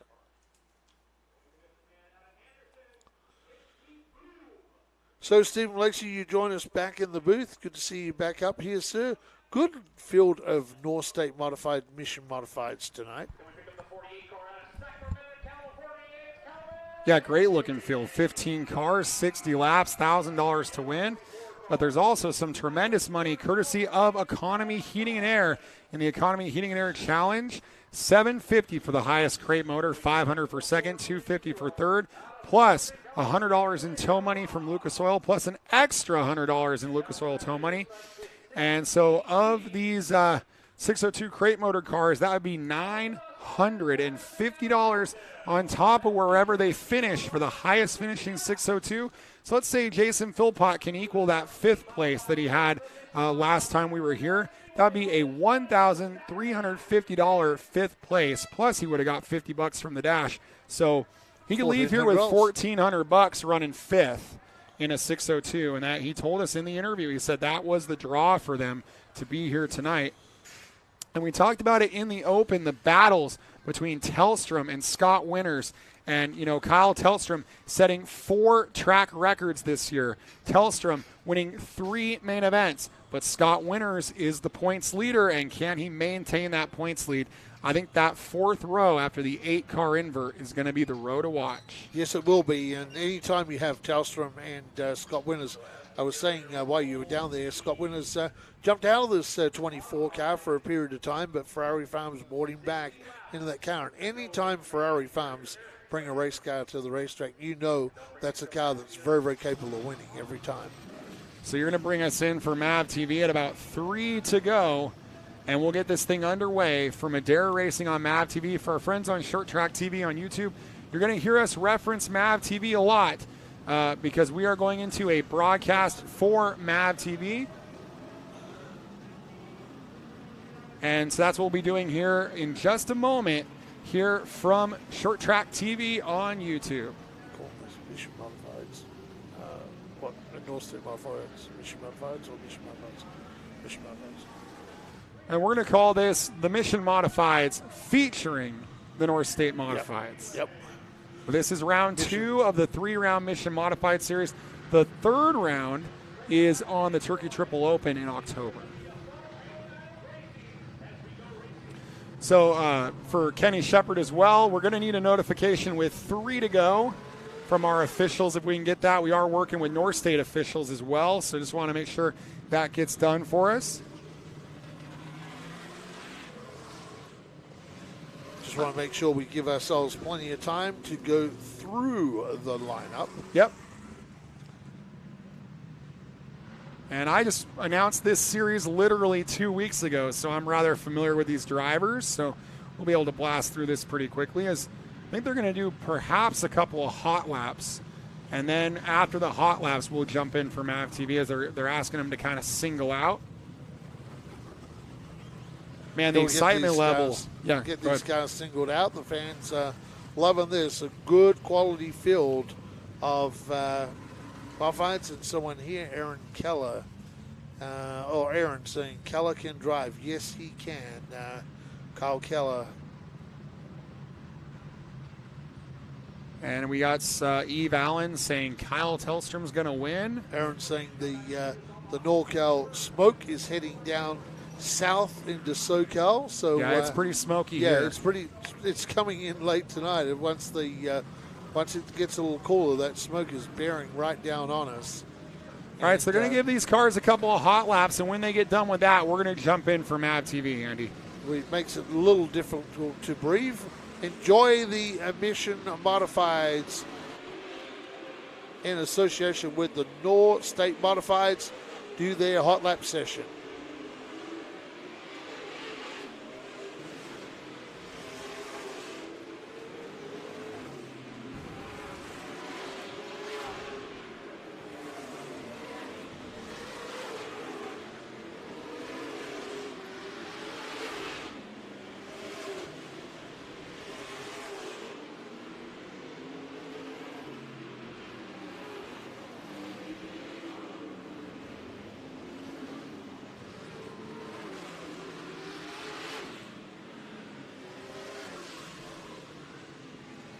Yellows are out on the racetrack, so that concludes our hot lap sessions for the modifieds.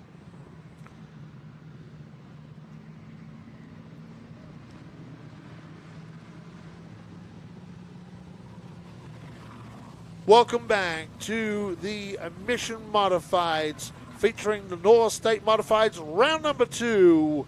And it's great to have modified action on MAV TV as we get ready for our 60-lap main event tonight.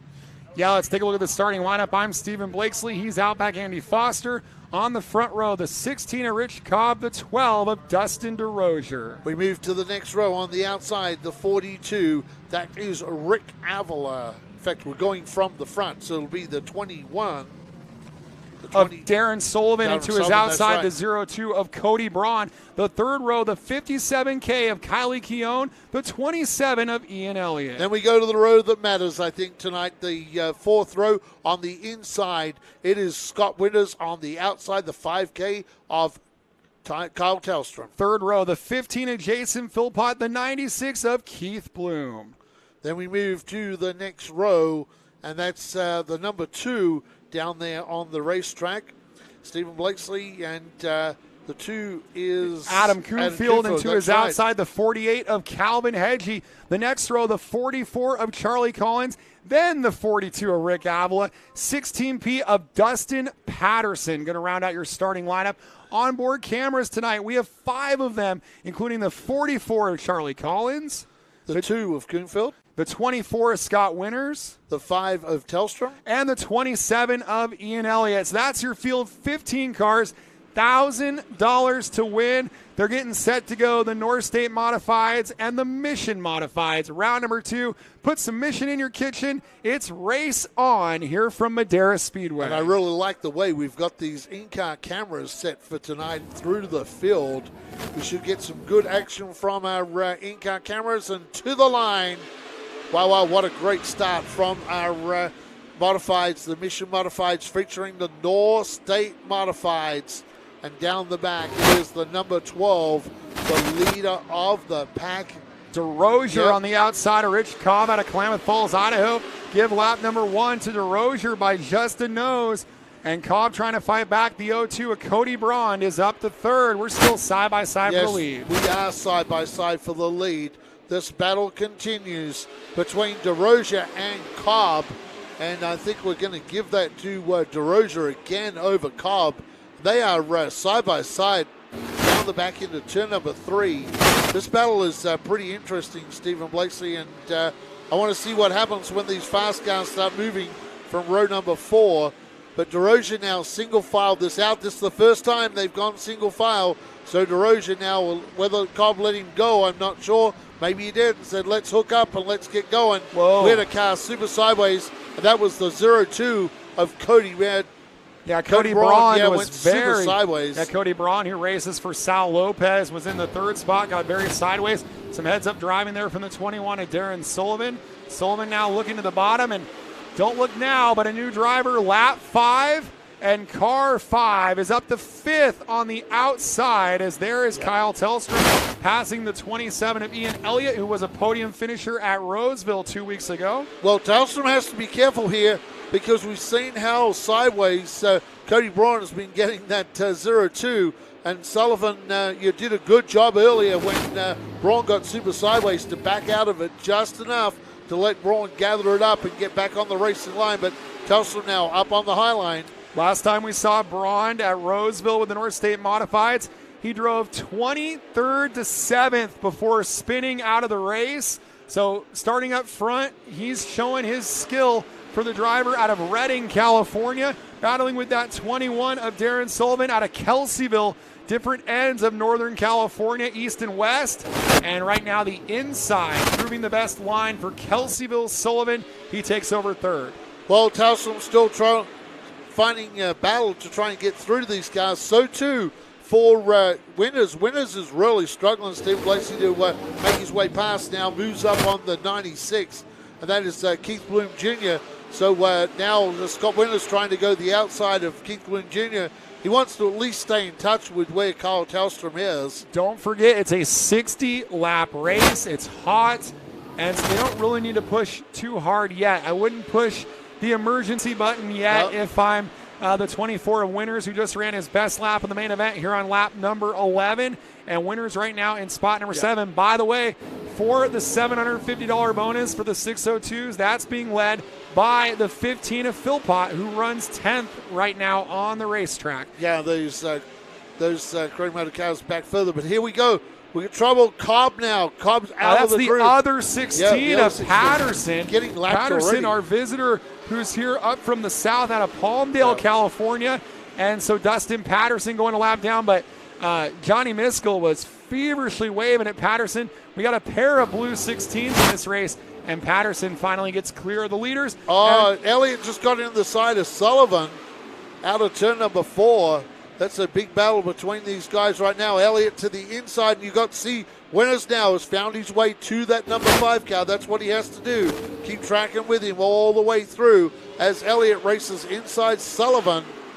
Yeah, Ian Elliott making a move in the 21 of Sullivan, the 27 of Elliott. Elliott out of Lakeport, California, trying to make a move here.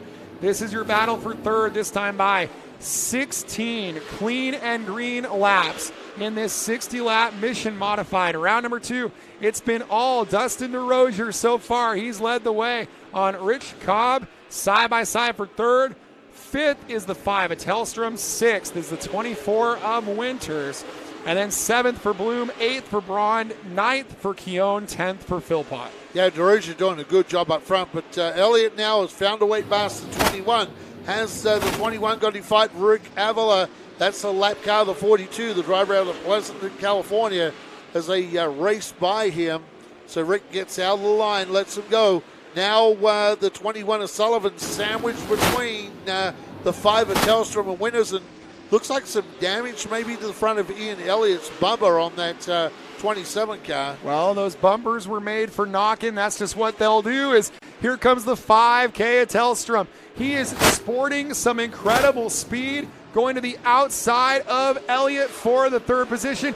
give it to him on lap number 20. New driver up into third. It's Kyle Tellstrom. Yeah, Tellstrom around the outside of the 27. Elliott trying to fight back. They got that 16 car in front of them. They're trying to find a way past here. Now, the thing for Elliott has to be careful. All the protection for the front nose cone of that, where all the air ducting is, that is exposed now. So that front bumper lifted up like that. Elliott will have to be careful when he gets up on the back of cars here. Tellstrom trying to go 2 for 1. He got around Elliott. He's kind of making a move on Rich Cobb there from Klamath Falls, Oregon, and Cobb moved up the hill. I wonder if he didn't get a radio notice of, hey, they're moving on the top, get a move on. But that then opens the bottom for Elliott, and I would think the North State officials would want to tell Cobb, you better Cobb pick sideways, a line. Cobb sideways, and Tellstrom had to get out of the groove there. Tellstrom, and that allowed Winters pass. So Tellstrom lost a couple of spots. Johnny Miskell signaling now. The race leader, Dustin DeRosa. Coming up on that other 16, the 16P of Patterson from Palmdale, California. And that was kind of a tough break for Tellstrom, but Tellstrom now to the inside of Cobb. And now we'll see here on lap number 25 with 35 to go. It's DeRozier, Elliott, Winters, Tellstrom, and Cobb, your top 5. Yeah, Winters managed to move past Tellstrom, and that could be really, really big because Scott Winters is very, very good here at Madera. He's raced here a lot in the past, so he is very, very good here. And Tellstrom is equally as good here, too, at Madera. So we've got a dogfight coming up with, like you say, 49 laps left to run. This race is far from done on the racetrack tonight. Well, the last time that I saw Winters get ahead of Tellstrom, Tellstrom kind of muscled him with 5 to go, bumped him out of the way, went on to win the race. And will we see a repeat of that performance? As right now the top 4 are virtually nose to tail here on lap number 28 with 32 to go. Yes, they are. Dustin DeRosa, the race leader right now. So DeRosa in the 12 car. The driver out of Cloverdale, California, doing a good job holding the lead here at Madera from Ian Elliott. And Elliott, with all that damage up front, you know, he's doing a good job. Has to be careful when he gets to the back of these cars. Like I said, you don't want to push that nose too far under and tear up that nose on the Here comes Winters on the outside of that aforementioned 27 car, making a move on Elliott into turn number 3. Tellstrom on the bottom. Elliott's got company from the 2 hardest chargers of the year, 2 former North State Modified champions. Well, Elliott now has a 2-prong attack. He has Winters on the outside, Tellstrom on the inside. So which would you protect for the inside? Would you try and protect letting Tellstrom by, or would you try and protect letting Scott Winters through? Right now, I think he's going to try and let Scott through and protect Tellstrom from getting through. So I think he thinks he can race Winters on the outside and keep Tellstrom to the inside. Yeah, and, Winters makes the move around and just barely threads the needle there with the 42 of Avila. Move Winters up to second here on lap number 33. And he's coming after DeRosa fast to the Ferrari Farms. Transmissions by Howell. Number 24 is Scott Winters to the inside now. Dustin DeRosa will race down into Mission.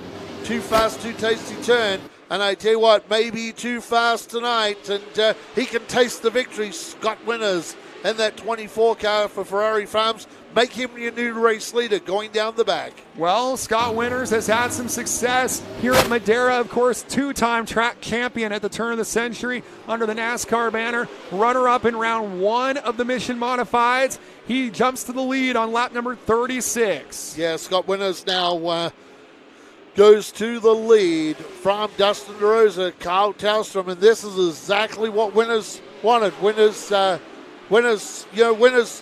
he took his time. He followed Tellstrom through. That's what he had to do. That's why I was saying when he had that distance there where he got caught back, he needed to be with Tellstrom for exactly what happened, where the things open up and suddenly you find yourself making a move when Tellstrom got hung out to dry. And Winters in open racetrack with free real estate, a pair of 14-second laps, 14 nines, and immediately charges to a 1.3-second lead.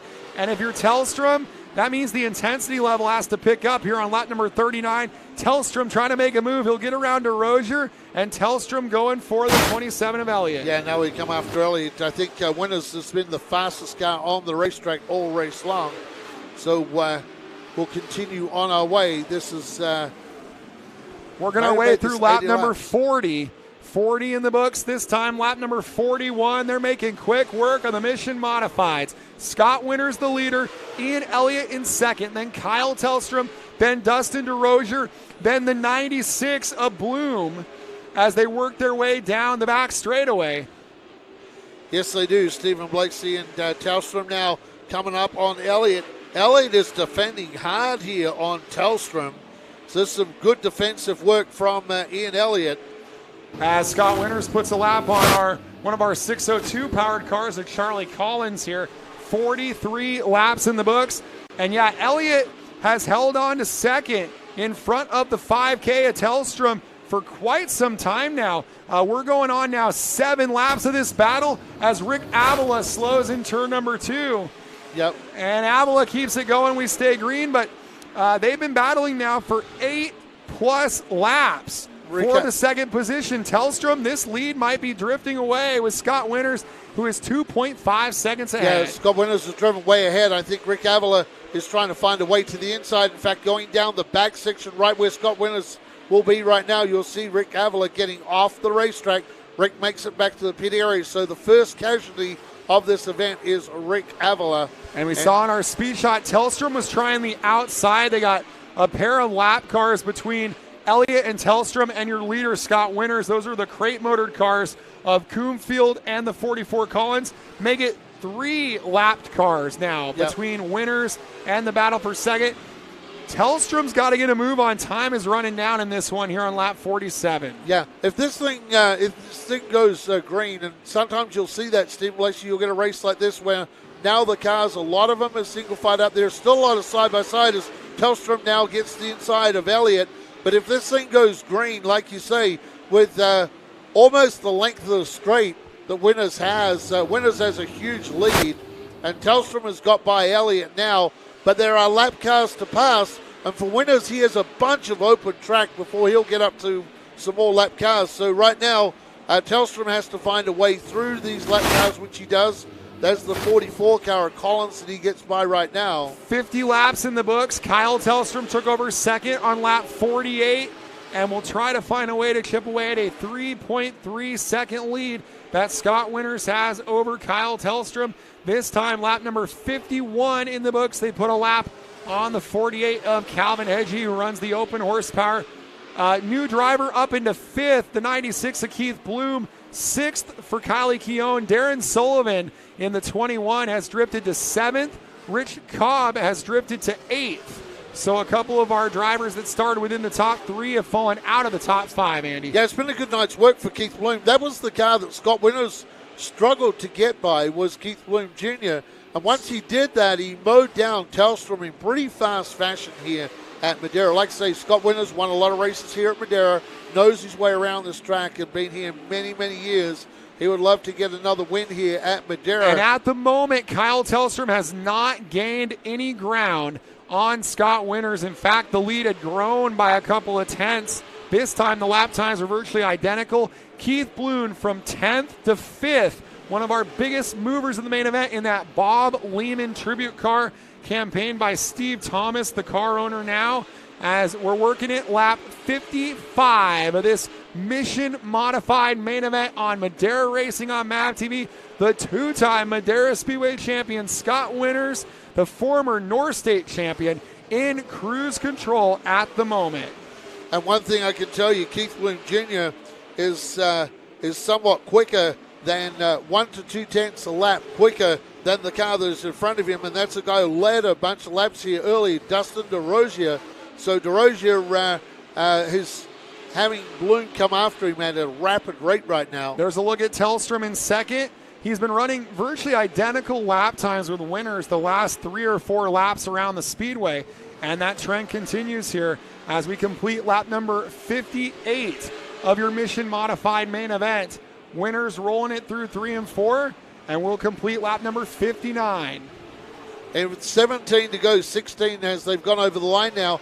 Steve Blakeslee, if this thing does stay green, in fact, Tellstrom is in trouble. Tellstrom will be praying for a restart right now because Scott Winters, the traffic is only a couple of cars together. There's no big packs really of cars on the racetrack until such time as he starts getting into that order between 10th and 5th. Then he'll find some cars together. But basically for Scott Winters, you just have to pick off one or two cars, and they seem to be pretty good. The lap traffic today seems to be obeying Johnny Miskell and moving over and letting the leaders go. Well, and our first round of the Mission Modifieds was a 60-lap event. Most North State Modified races are 60.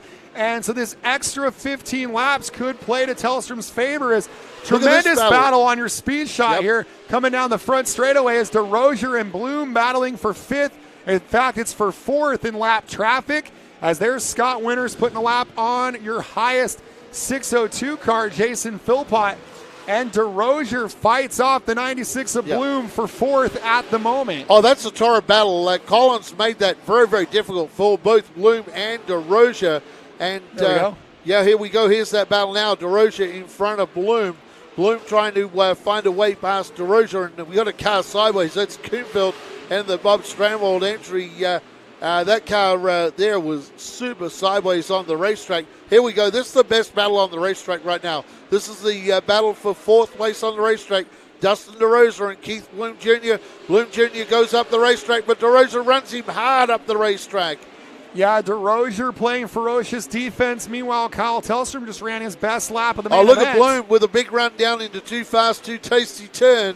He may be too fast for DeRozier as they head out of turn number 4. Keith Bloom Jr. now move him up to 4th place on the racetrack. 10th to 4th. He continues to be perhaps our largest mover of the main event so far. And he's another driver that would probably like a caution to see if he can't get to Ian Elliott before this one is over with. And the battle might not be over. They're working through that lap car, the 16 of Patterson, as there's Scott Winters. 7 to go in this 75-lap Mission Modified race. Round number 2, they up the ante on us, and Scott Winters has responded well to that. Yeah, this time 6 to go. The lead is about the same, Stephen, as it was when we had like 30, 35 laps to go for Scott Winters. So that lead is about the same, and Scott's going to have some lap traffic in front of him.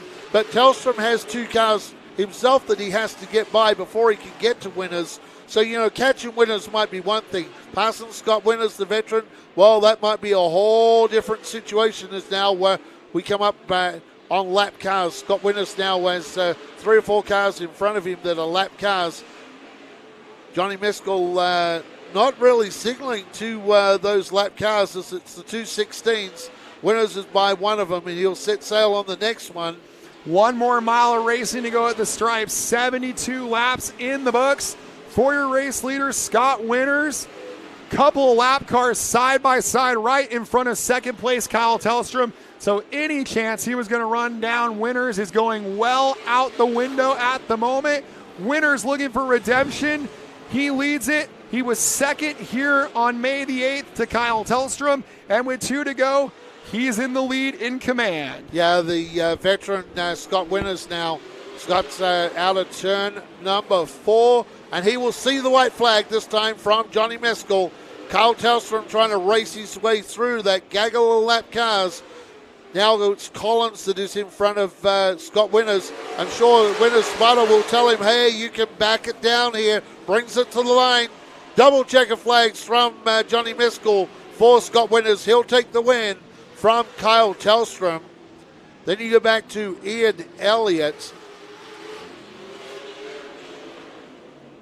followed by Keith Bloom Jr., Dustin DeRozier, Kyle Keown, Darren Sullivan, Rich Cobb, Cody Braun, Jason Philbott, Calvin Hedgie, Adam Coonfield, Charlie Collins, Dustin Patterson, and Rick Avila. When we return, race fans, Stephen Blakeslee will find his way to victory lane in a super fast Mission Modifieds with the North State Modifieds tonight, with Scott Winters going to victory lane. Wow, how about that on YouTube, race fans? Scott Winters and Kyle Tellstrom. Winters got out that big lead, And every time Scott Winters had cars in front of him, Tellstrom could see that, but the problem was he had cars in front of him too. So at the end, it was about the same, the last 30 or so laps, the distance between the Ferrari Farms car, Scott Winters and Kyle Tellstrom.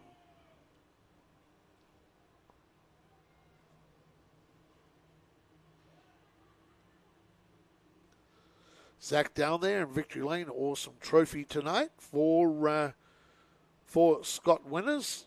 Scott Winters has been in this position at Madera Speedway a number of times before. This Central Valley driver, driver from Tracy, California, which is about an hour and 15 minutes east of San Francisco. As you enter the Central Valley. Great job from the Ferrari Farms crew of getting Scott Winters to victory lane.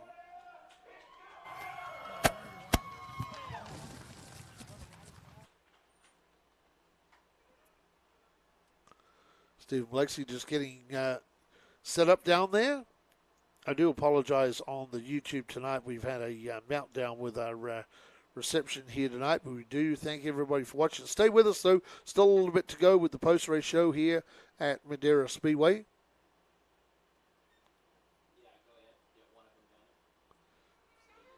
Waiting for, yes, Aaron, modified stick to the racetrack so good. They look so totally planned. They look really good on the racetrack tonight. And this was a fast race tonight for the modifieds, as we did 75 laps.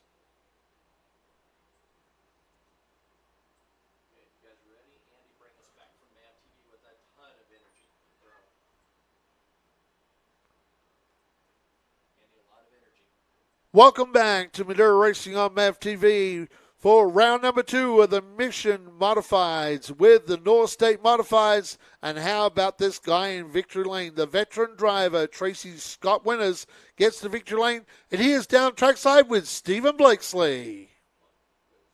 Dominating performance for this driver from the 4th row to victory lane here in the Mission Modifieds for Scott Winters. He wins the North State Modified main event.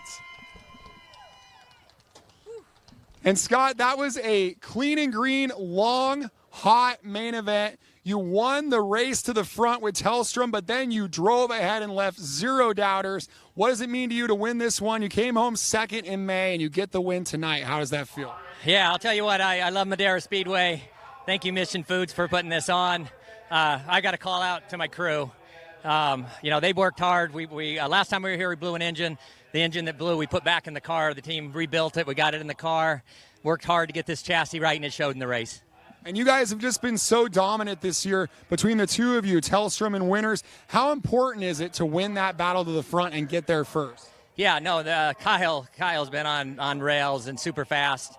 And we've been right there, but just a little behind. And so tonight, my strategy with the 75 laps, I'm shocked it went green. And so we fell back just a little bit, but I knew we had a really good car.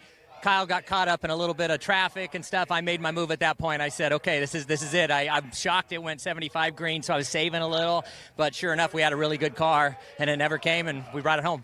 Well, he's won just about everywhere, but this is kind of a home track victory for Scott Winters here in the Mission Modifieds.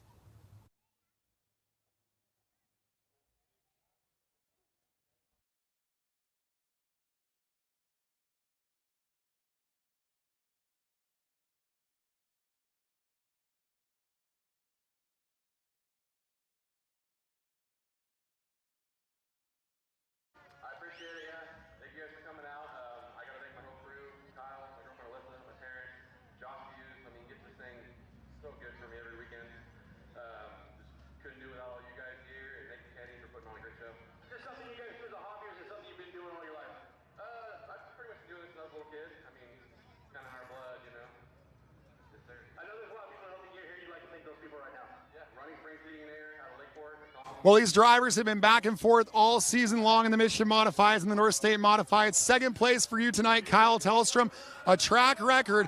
Other than a caution flag, was there anything you could have done differently tonight? You know, I don't think so. I mean, I did what I had to do to get out front early.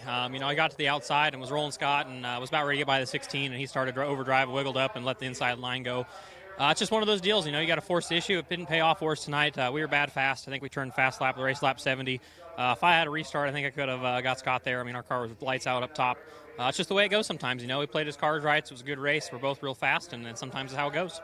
That was a long race, hot conditions, all the laps under green. How tough is it both as a driver and with the car set up to be that consistent for 75 laps? You know, it's pretty tough on a modified. You know, you're working the gas and trying to be smooth, trying to keep it rolling to the turn, but something I really succeed in, and I think we had the best car here tonight without a doubt. We were good the whole race. I mean, we were running pretty hard. Like I said, I started running probably the last 10 laps and letting it dig, and it played out. Everything worked right. We just didn't quite get out when we needed to.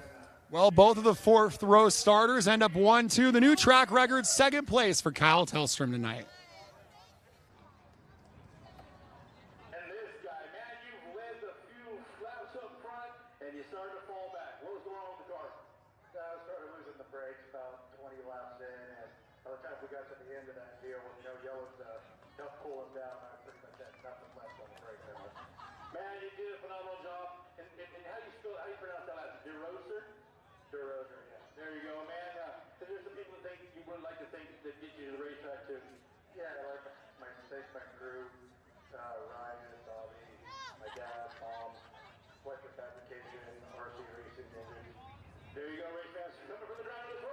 Well, an exciting race for this driver, the 27 of Ian Elliott. Man, you guys had side-by-side racing just about that entire 75 laps. What did it take to come home third tonight? You know, it took a lot of patience. Luckily, everyone kind of was driving with their head on straight today. Josh Buse helped us get this thing. He was a rocket. I kind of got into the wall a little bit when I was battling Kyle, and I think might knocked the rear end out of it a little bit, so I was kind of just holding on from that point. And what's it like? You guys are touring all over the western United States, up and down California, to come to a racetrack like Madera, hot temperatures. What's it like to prepare a race car for that and to come out and see it work out in your favor? Well, you know, it's a lot of work, and it's definitely gratifying to come out and have all the pieces fall together. And, you know, we're not a big team with a bunch of money and shop guys and stuff like that. You know, I work on this car out of a garage. So it's pretty nice to be able to come and, you know, have some success and have a good finish. Third place tonight in the Mission Modifieds, featuring the North State Modifieds for Ian Elliott.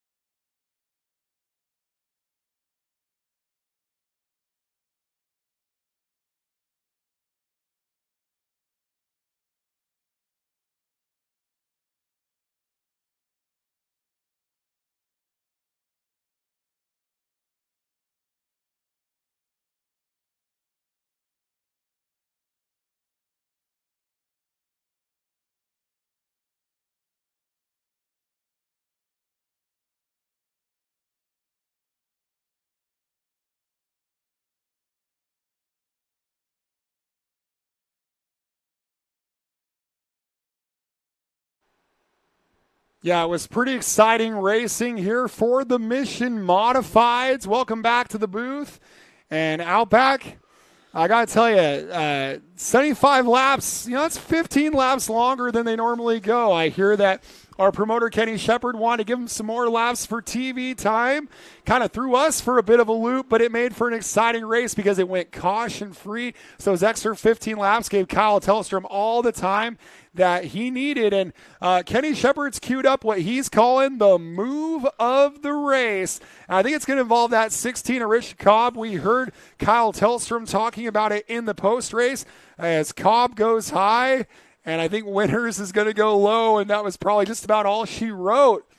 Although you would really think that just getting ahead of Tellstrom wouldn't be enough, but it was enough for the 24 of Winters. Yeah, Winters got down to the inside, followed Elliott through. Here you go again. Cobb gets a little bit out of the groove, a little sideways. Tellstrom has to back out of it. Meanwhile, here comes Scott Winters traveling through with his buddy Elliott, and that is the race-winning move exactly to Kenny Shepard. I picked that up, like I said, for Scott Winters. I was talking to you through the race. The trick was for Scott Winters, he needed to be right with Tellstrom. And when he was strung out where he struggled to get by Bloom, that's the problem. If you're not right there, you can't make that race-winning move. But this was a little different tonight because we've seen Winters get out front of Tellstrom a couple of times this year in the North State Modifieds, in the Mission Modifieds, and Tellstrom has been able to answer back, get the lead back. But tonight, the cautions didn't work in the favor, the traffic didn't work in the favor, and Scott Winters at his home racetrack wins round number 2 of the Mission Modifieds. Can't wait for round number 3 at the Turkey Triple Open in October. Outback, going to be an exciting night. Yes, it is. And again, not always does the fastest car win the race. We often see that the fastest car does not win the race. Look at that awesome shot down there of turn number 1. Welcome to Madera Speedway. Well, next week will be dark. We return in 2 weeks with a TV show, MAV TV, with our Nut Up Pro Late Models, 5150 Junior Late Models. And then the week after, we come back with our 4-cylinder show. All 4-cylinder show, Steve Blessing, is going to be pretty good with the local 4-cylinder crew. We'll bring in the Central Valley crew for that, the Central Valley 4-cylinder cars, along with those super touring cars that they have the 100 laps of racing for that event. So it's going to be a great event on the 28th. And don't forget, make sure you keep watching and looking at ShortTrack TV. Also go to Madera Speedway on the Facebook and also on the Wide World Web, racemadera.com. You'll find out all the information on the upcoming races, what we got racing. And we got a big month this month. Every race that we produce in August is going to be on MAV TV for the whole month of August. So it's a big month. And then once we say goodbye to August, we really get into the busy end of the season, where we start to roam into September with some big events. And then, of course, we get into October with the 10,000 to win for the round number 9 of the Nut Up Pro Late Models and the 5150 Junior Late Models. So we've got some couple of months coming up that are very, very big here at Madera Speedway. And keep watching us on the YouTube and on MAV TV. We thank everybody. For those that don't get MAV TV, just keep watching us on the YouTube here. We'll bring the big races to you from Madera Speedway. I'm not sure if Kenny Shepard wants to say anything tonight. No, he's all good tonight. Thumbs up, and says the message he does give our fans is thanks for watching, by the way, and thanks to keep supporting the telecast. I'm Outback Andy, my broadcast partner Stephen Blakesy, Kenny Shepard, who was driving the ship tonight here at Madera Speedway with some new equipment as well. So we thank you for watching Madera Speedway on the YouTube on ShortTrack TV. As Stephen Blakesy would say, see you at the races and see you at all the races from Madera Speedway.